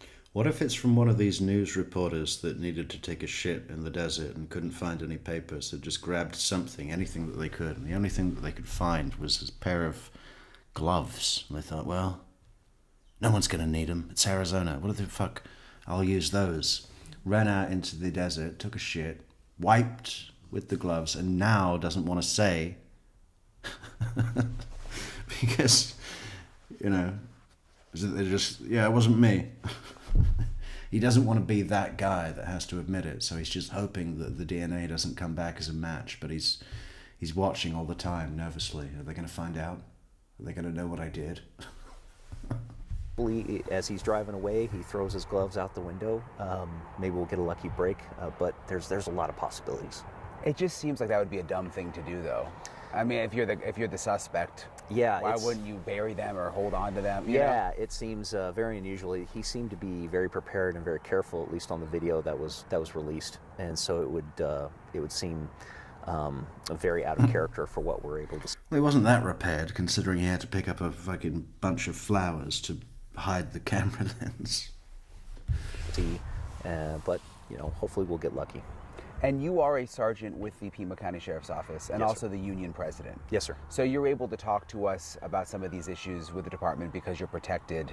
Correct. By which is why we haven't really been able to talk to anyone else within the... Yeah, I can speak on matters of public concern and have some protections from that. Do you ever get nervous about retaliation? Oh, all the time. I'm sure I'll be drug in to answer questions about this very interview. Okay. So. What is since you have your pulse... Really? I'm sure I'll be dragged in to answer questions about this very interview. I mean, that almost makes him sound like he's going to be a whistleblower, right? I mean, how many deputies did you say are in your union? So we have a little over 300 out of... We want Sheriff Nanos out of the department immediately as well. Should we start a petition? How do we do that? A campaign, maybe on Twitter, on X. Follow X. Follow us on Twitter at True Crime Metrix. Let's build that platform. Let's build that platform so well that it's one of the best platforms that there could ever be. Of the about 396 detectives and deputies in the department. So almost everybody. Yes, sir. So what is the feeling right now within the department? I mean, you guys have the eyes of the world on you. Yeah, it's tough. The deputies, they haven't been impacted as much. The detectives, though, they're working, I mean, some of them are working 8 days straight. Some of them have put in 70, 80-hour weeks for the last couple of weeks. So they're doing everything possible to try and solve this crime. They're working very hard, sacrificing a lot of time with their families, and they're doing everything they can. But it's definitely taken a toll a little bit. You can tell when you speak with them. There's a little bit of burnout. I get that sense. They haven't vocalized that to me, but you can tell it's been a lot. And working 80 hours a week, 70 hours a week, that's a tall order. And a lot of pressure. I mean, everybody wants to find Nancy, you know? Certainly, yeah. The whole, it feels like the whole world, or at least the nation, that their eyes are on us. And so there's a lot of pressure internally as well as externally to try and solve this quickly. Is it true, and I've just heard this from some people around the sheriff's office, that the homicide team is pretty inexperienced right now? They're pretty new, and that goes for really all the departments. So we have 96 detectives. 45 of them are detective ones, meaning they're pretty new. Inside the unit, I think the person that has the most experience inside that unit has 3 years in homicide. And then some of them are more experienced detectives. They just haven't been in homicide. So there's been a lot of turnover. Another example is that our deputies, we have 195 deputies in patrol. 101 are on probation, meaning they have less than a year. We've experienced several waves of exodus of deputies going to other agencies or retiring early to go work somewhere else. So we're feeling the consequences of that, both on the detective side. So I think this is about, on the one hand, Sheriff Nanos came in and fired everybody and put the people, because he holds grudges, right? So as soon as he was sheriff, anyone that he had personal beef with was like, yeah, give me your badge and gun. You don't work for me. And then other people would have quit because he's so intolerable. So he's got a bunch of no experience detectives, homicide detectives. What did he say just now? On probation, less than a year as a detective. Okay.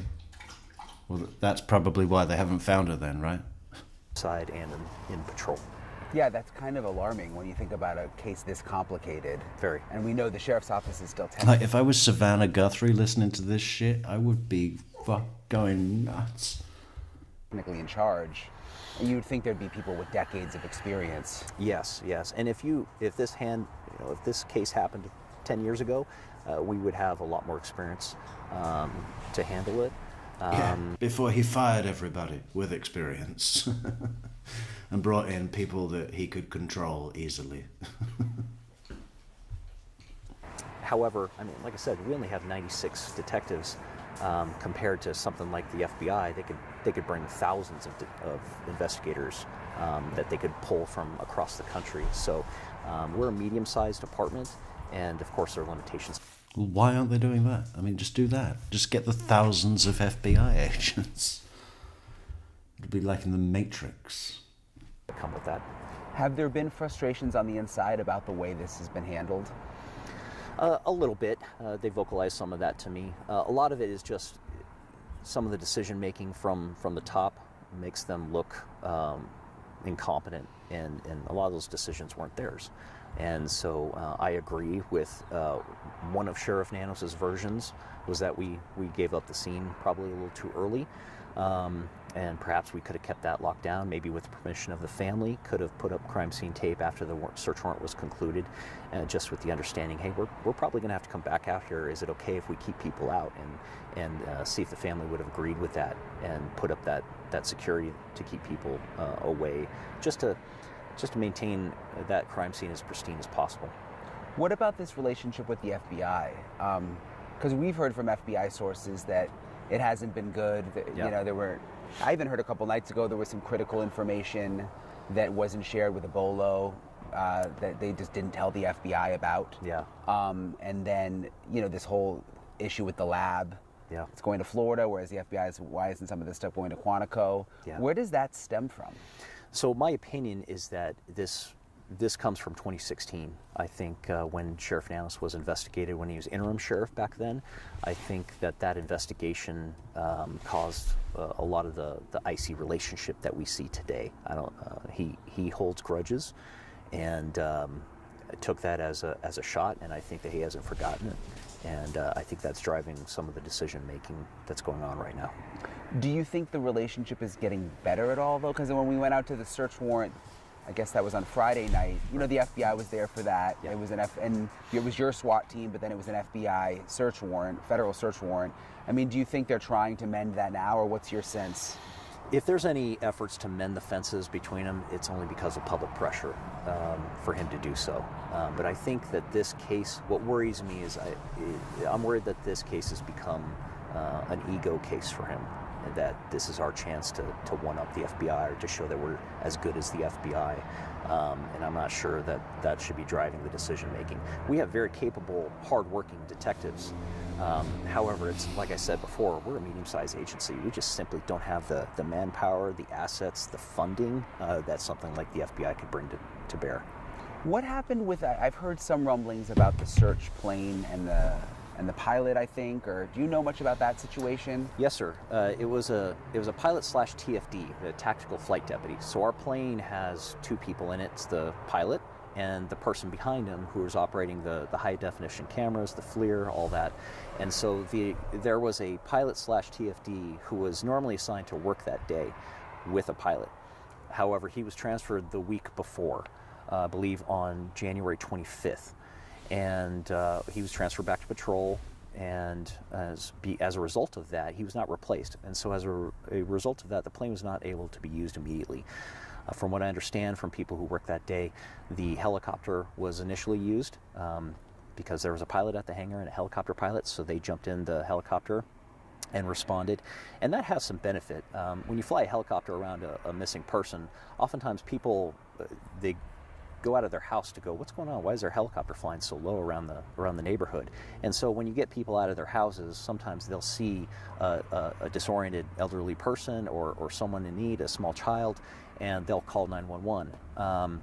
However, eventually they called the TFD out that day, and then they flew back to the hangar, I understand, and then got the plane out of the hangar and got it overhead.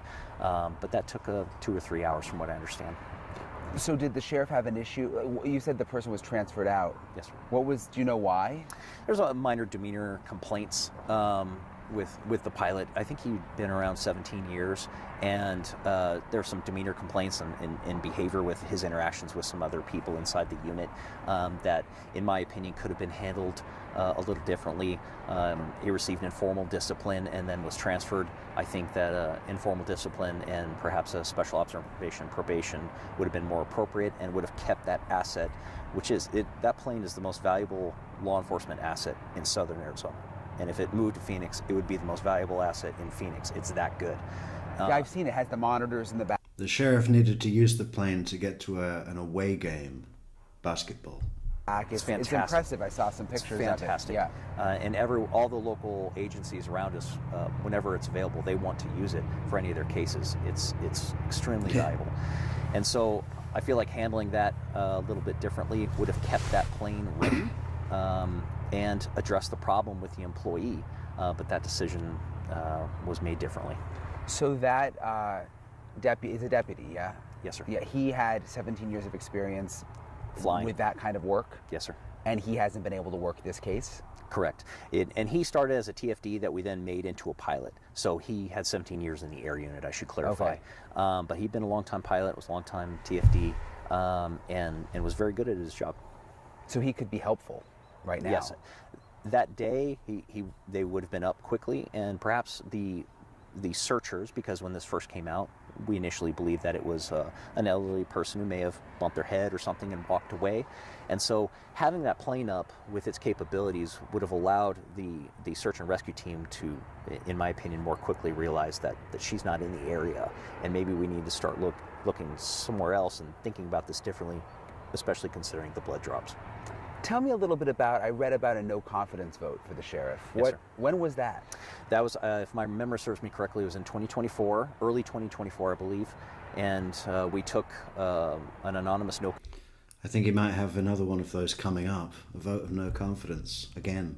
Confidence vote or confidence vote, and it returned. He brings it on himself, the Sheriff Nanos.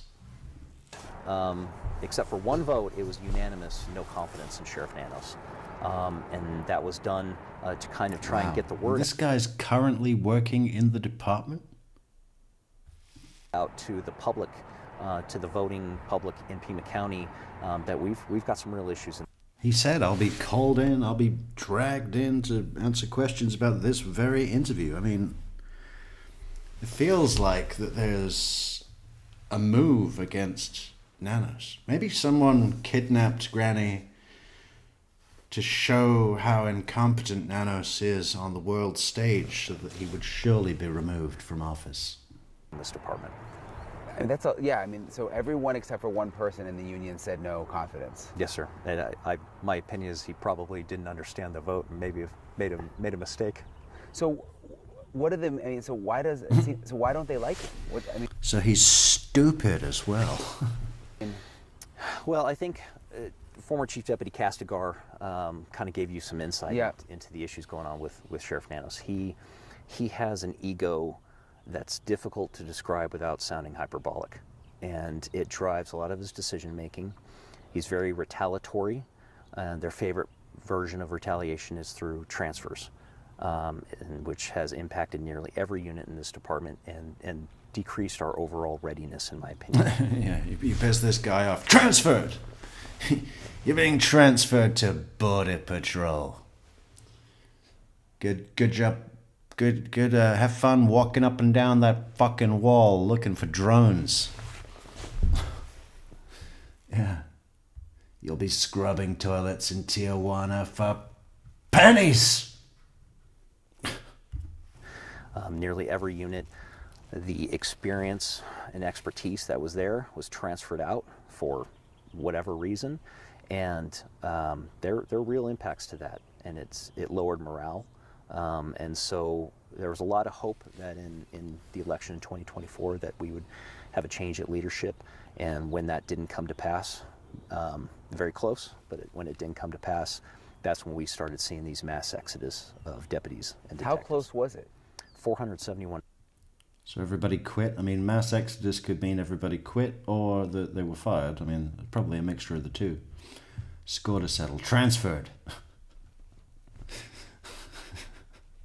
You like drones? You like walls? Votes. So he lost by 400. He won by 471 votes. Yeah, 471, 481, less than 500. Okay. It was so close it had to have it. So what was that? What was it? 470 to 481. 11 votes difference. Is that what he said? Well, don't you think there should be a requirement for a more decisive... You're going to make a decision like that based on even a small majority? 51%. Okay, so half the people are dissatisfied. Maybe there should be...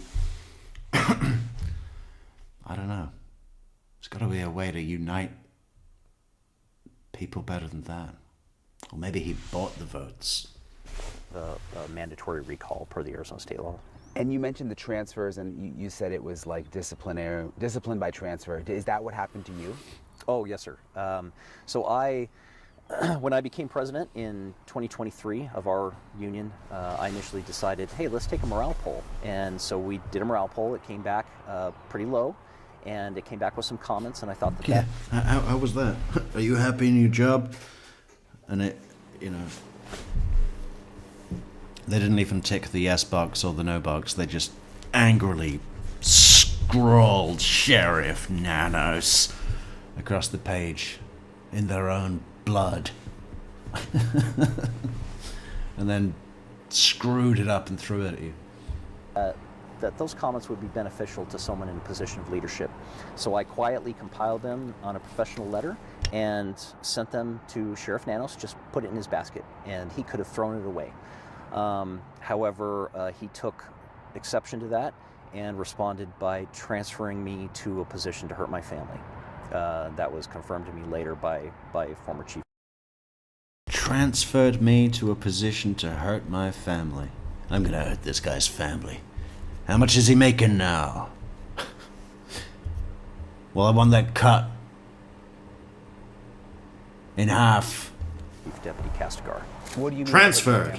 So I was on midnights because I had small children and my wife worked during the day. They knew that, and about 7 months before, one of his chiefs threatened me to move me off midnights, and I explicitly reminded them that I'm on midnights for my family. But when I sent that letter, they responded by transferring me to a day shift so that I would not have that time with my children. And did you get transferred to like an office job at that time, or? Yes, sir. So what you don't even, how much experience do you have? This will be my 26th year. I am the second most senior sergeant in the department. But you're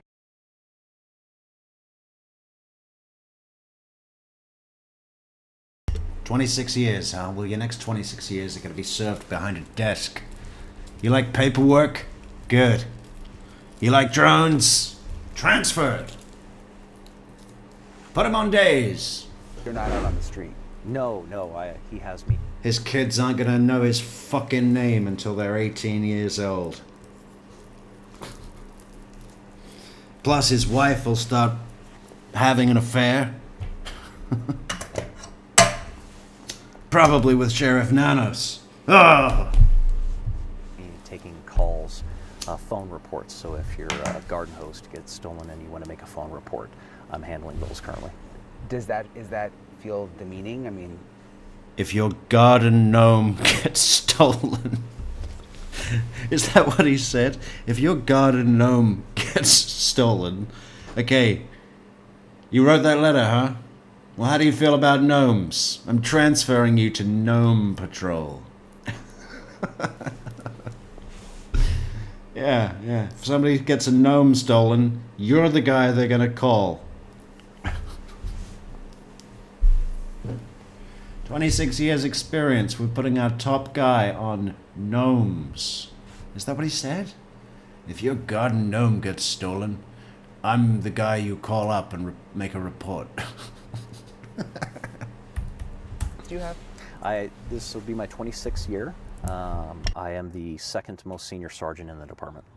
But you're not out on the second most senior gnome sergeant. Street. No, he has me taking calls, phone reports. So if your garden hose gets stolen and you want to make a phone report, I'm handling those.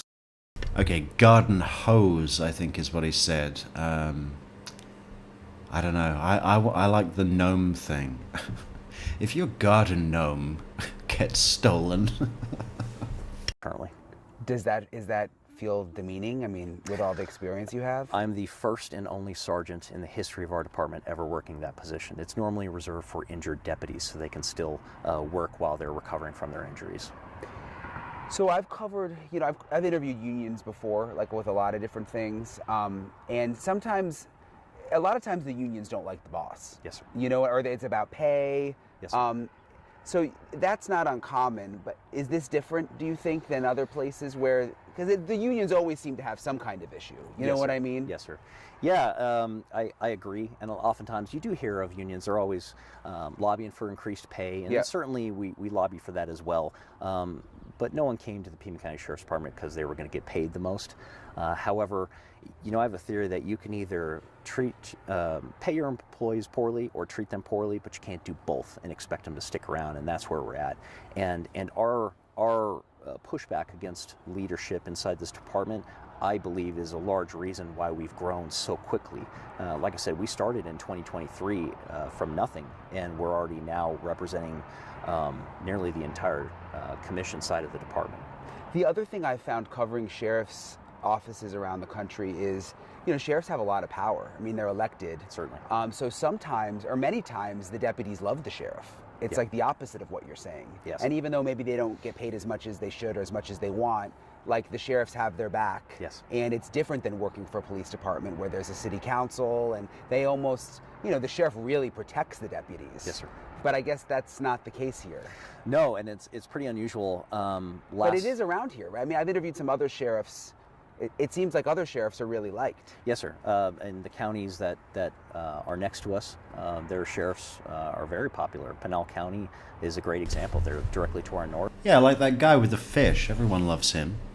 Colonel Sanchez. And their deputies adore their sheriff, from my understanding. Ours is different because of how he runs the department and the retaliation that they do to the deputies that speak up or even perceived to be against Nanos, or even he heard them say something against him. Because of that, we had a couple dozen of them protest with me against the sheriff during the last race, and I am unaware of any other instance where deputies protested against their sheriff for an election race. But it happened last time, but it wasn't without But with like a picket and everything. risk and fear. A lot of the No to Nanos. Say Nanos, just say no. Just say Nanos. You just make the no in his name really big. Or a different color. Just say no, Nano. those guys did it while wearing masks, just to protect themselves from retaliation. Yeah, that's unusual, huh? It is. The situation inside this department I would describe as very unusual. So the whole world is watching now because of Nancy Guthrie. I mean, do you think all of... Yeah, you know who else is watching? $50 million Savannah Guthrie. I wouldn't fuck with that. these issues that you've described have had an impact on the investigation? 100%. 100%. The experience level inside our CID, like I said, they're hardworking. Oh, just say gnome. Thank you, Jen. That's brilliant. I love that. Just say gnome.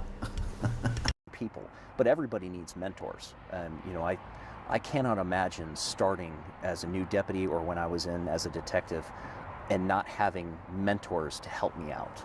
You need that. They make you better. And when you have questions or when you have a high-profile case, they're the ones that you want to go to. But from what I understand and what I'm being told, there's not a lot of that right now. Like I said, we're a very young department. 45% of our commissioned deputies and detectives have less than 5 years on. We're very young because of this turnover, and it's having a real impact. And when we need that expertise, that seniority the most, all we can do is look for gloves in the deserts. That's the extent. That's the full extent of our expertise. Glove patrol and gnome duty. During high-profile incidents like this, they're simply not there. So, I believe it is having an impact. Couldn't the sheriff have said in the beginning, "Look, this is a complicated case. Even the I mean, how much would a garden gnome cost? I imagine people spend quite a lot on their lawns, right? These lawn ornaments. I mean, could it be $35? So you've got 3 little gnomes out there, little wheelbarrow, wishing well. I mean, it could be $150 just in shit on the lawn, right? So maybe it's big business. FBI experts around the country have said we've never even seen anything like this. I mean, they've never seen a kidnapping like this. Couldn't he have said, we're going to hand this over to the FBI because, like, this... You love gnomes? Did you see the one in Amelie where the gnome travels around the world? Is it a gnome? I think it's a gnome. Needs another level of expertise. I don't think that would have made him look bad. No. I think they could have still helped and assisted and been a part of it. I agree. I think the right decision, and there's also different aspects of this as well. By deciding early to turn this over to the FBI and us take a supportive role to them, I think it would have been the best decision, in my opinion, for the Guthrie family, but also for our detectives and Pima County.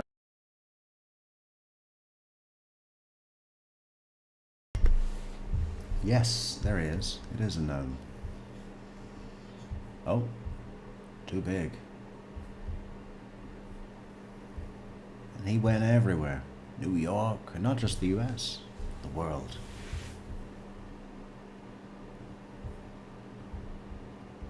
County citizens, like, from what I understand, the entirety of CID is being tasked with helping on this case. All of them. They still have other cases that aren't being worked. Wow, look, there's a genuine real-life gnome in the chat. What the fuck? Gnome 2.0. Gnomi 2.0. Version 2. Upgrade. As well as they could be. And the bad guys aren't giving us a break because we're... Are they being held for ransom? I mean, did she have gnomes? Do we know if that's a thing? Working this case, hoping to find Nancy. The calls and the crimes are still coming in. They're still happening. So these cases are getting put on the back burner from what they otherwise would be if this was turned over to the FBI, who could use their massive assets, resources, and personnel to work it with us in an assisting role. And then we could also then go back to a normal order of business to some extent and work some of these other cases that are happening in Pima County. Yeah, that makes sense. Is there anything else I'm leaving out that you think is important that people should know? I mean, because again, you're in a unique role where you can speak. Right. And we have a hard time, you know, getting information out. Yes. Because people will get in trouble. Yes, and that fear is real. Yeah, that fear is real. Anyone who speaks up will be put on gnome duty, but I'm already there, so I will speak up. The fear is very real because they know what would happen. Again, I just want to reiterate that our detectives, they are busting their butt to try and solve this case and find Nancy and try and bring her home, hopefully safe to her family. They're putting in tons of hours and burning the candle at both ends. And so I'd just really like to take the opportunity to thank them for all their hard work. They're great guys, and we'd like to... How long do you think it'll be before they call it a murder investigation? I mean, if she's only getting 1 crust of bread and 2 spoons of honey a day, how long can that sustain a woman with her health condition and age, right?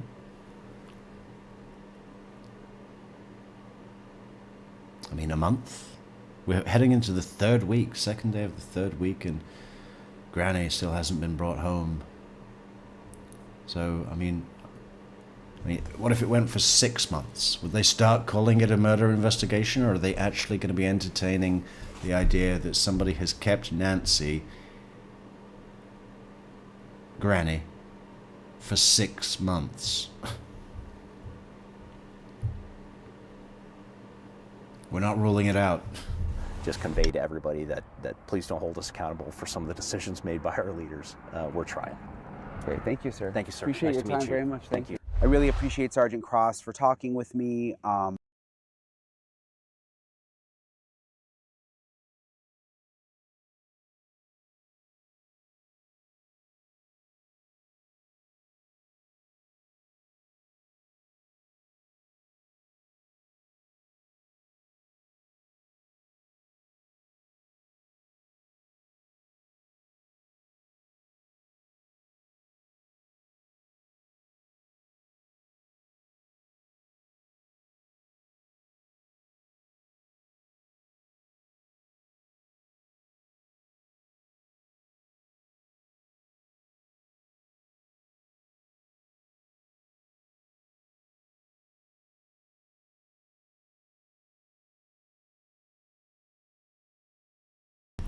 Goddamn mute button. Okay.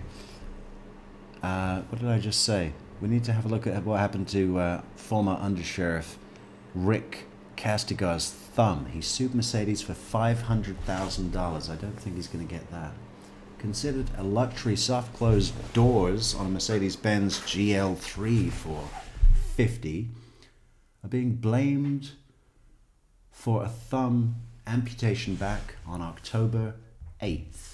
2021. The victim, Richard J. Kastigar Jr., who is the Sheriff the chief deputy for the Pima County Sheriff's Department has filed a lawsuit for his career-ending injury.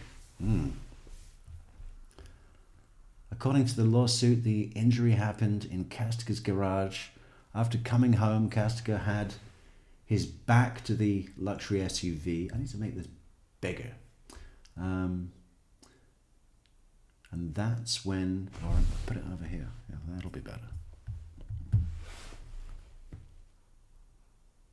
And that's when his right thumb was caught between the driver's door and B-pillar as the soft close feature kicked in, shutting the door. The top half of the man's thumb was severed according to a legal filing, but by the time that Kastigar was able to get to the emergency room, the doctor said it was too late to reattach the missing portion of the thumb. In the same legal filing, Kastigar, as the plaintiff, is suing Mercedes-Benz USA for $500,000 in lost wages. He claims to be unable not only to perform his job in law enforcement, but other daily tasks. Instead of the lawsuit alleging there was a malfunction in the soft closed door system, it states Mercedes-Benz failed to install any safeguards should someone's fingers get caught. That's surprising considering many auto-up windows have had anti-pinch sensors for some time to prevent the exact type of scenario. Really? You see, that's why cars are so expensive. Just don't put your fucking finger in there. You should be sued for lack of common sense. Don't blame the fucking, I didn't have a sensor to tell me to not put my dick in the fucking blender. I'm suing the company. I'm suing Braun, NutriBullet, $500,000 in loss of dick. No safety feature. Oh. The lawsuit seeks to correct the alleged oversight. This is hardly the first time an automaker has been sued for lack of anti-pinch sensors for soft closed doors. Both BMW and Jaguar have faced similar lawsuits. However, in the BMW case, the judge dismissed the lawsuit, saying humans have been slamming their fingers in doors long before soft close technology was ever invented. We'll see which way this case with Mercedes-Benz goes. In the meantime, it's wise to exercise caution with your car door, whether they're soft close or not. Yeah. And don't put your dick in a blender. Who knew? Okay, good. Good. Well, we've all learned something today. We've learned how to present on camera. We've learned how to be kind to fish. We've learned how to cook fried chicken with 11 secret herbs and spices. What else did we see? We learned how to get on gnome duty if you work for Sheriff Nanos. We learned how to just say no or gnome to Sheriff Nanos. Picket that line and try not to get yourself on gnome duty, where no one wants to be. Do we have anything else to get through today? Did I do another perfect fucking timed, but just by chance, 4-hour broadcast? What are we at? Oh, almost. 7 minutes shy, but close. Not close enough. Not close enough to maintain my perfect record. Join us on Twitter. And if you love curry richins, I think we're going to be doing a lot of things on Twitter. So follow us on Twitter. And we'll also be doing, perhaps daily, we'll see how it goes, evening updates. Well, not updates, breakdowns. Or what is the other word? Yeah, breakdowns. Daily breakdowns. mental breakdowns, if you work under the lash of Sheriff Nanos, reach out to a therapist at 0800 meanboss.com. And please, somebody start a petition. Also, I just want to do this every time that we do a stream, because you never know who is going to come to us with the facts and the information. This roof, where is the roof?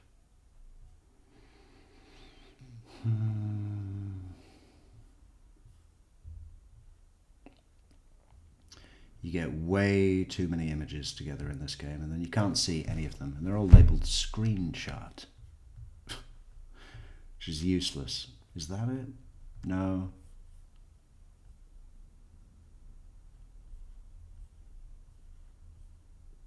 I should name it better.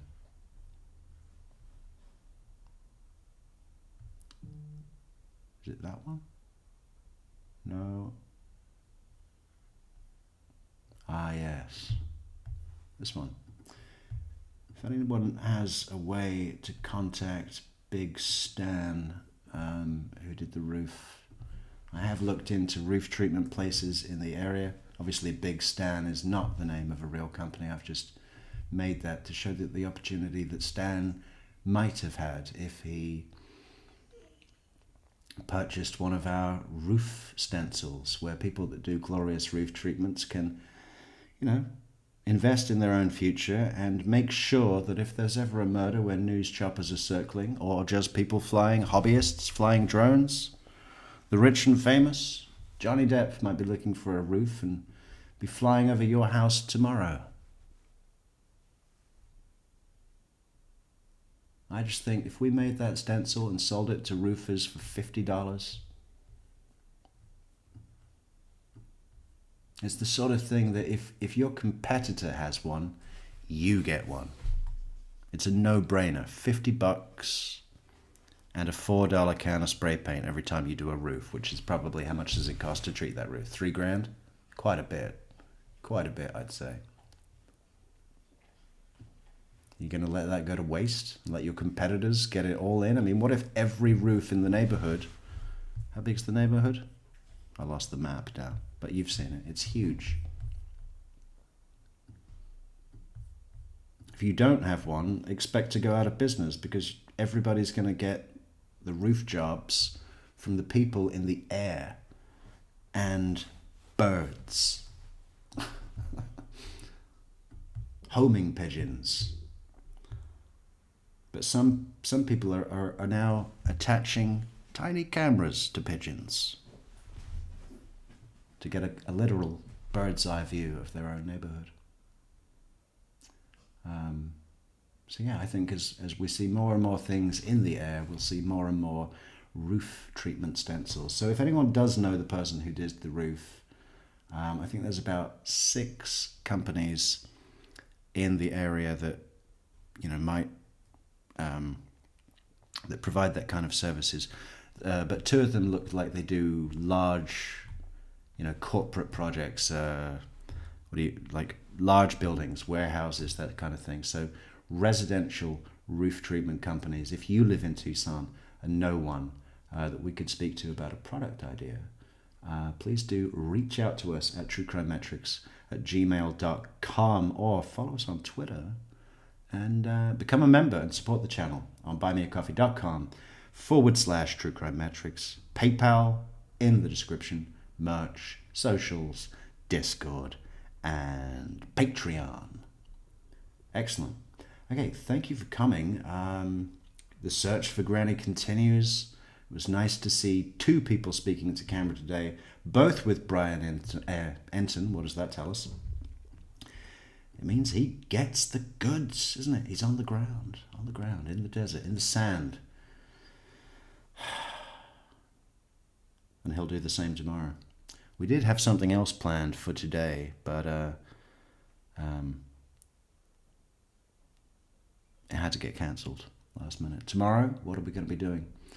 Well, we're going to be establishing an earlier start time. I want to do 9 o'clock. I think 9 o'clock, maybe 8 o'clock. 8 o'clock, 9 o'clock. We'll put up the notification as soon as we possibly can so that you know when to come back to Metrix for more information about Granny and other things that we cover on Metrix. Good night. Have fun. Have a safe drive home. Be kind to each other. Don't steal the elderly, and remember the message for all of the media camp parked outside. Pick it up, take it out. No, bag it up, take it out. Good night, everybody. Thank you for coming. Bye.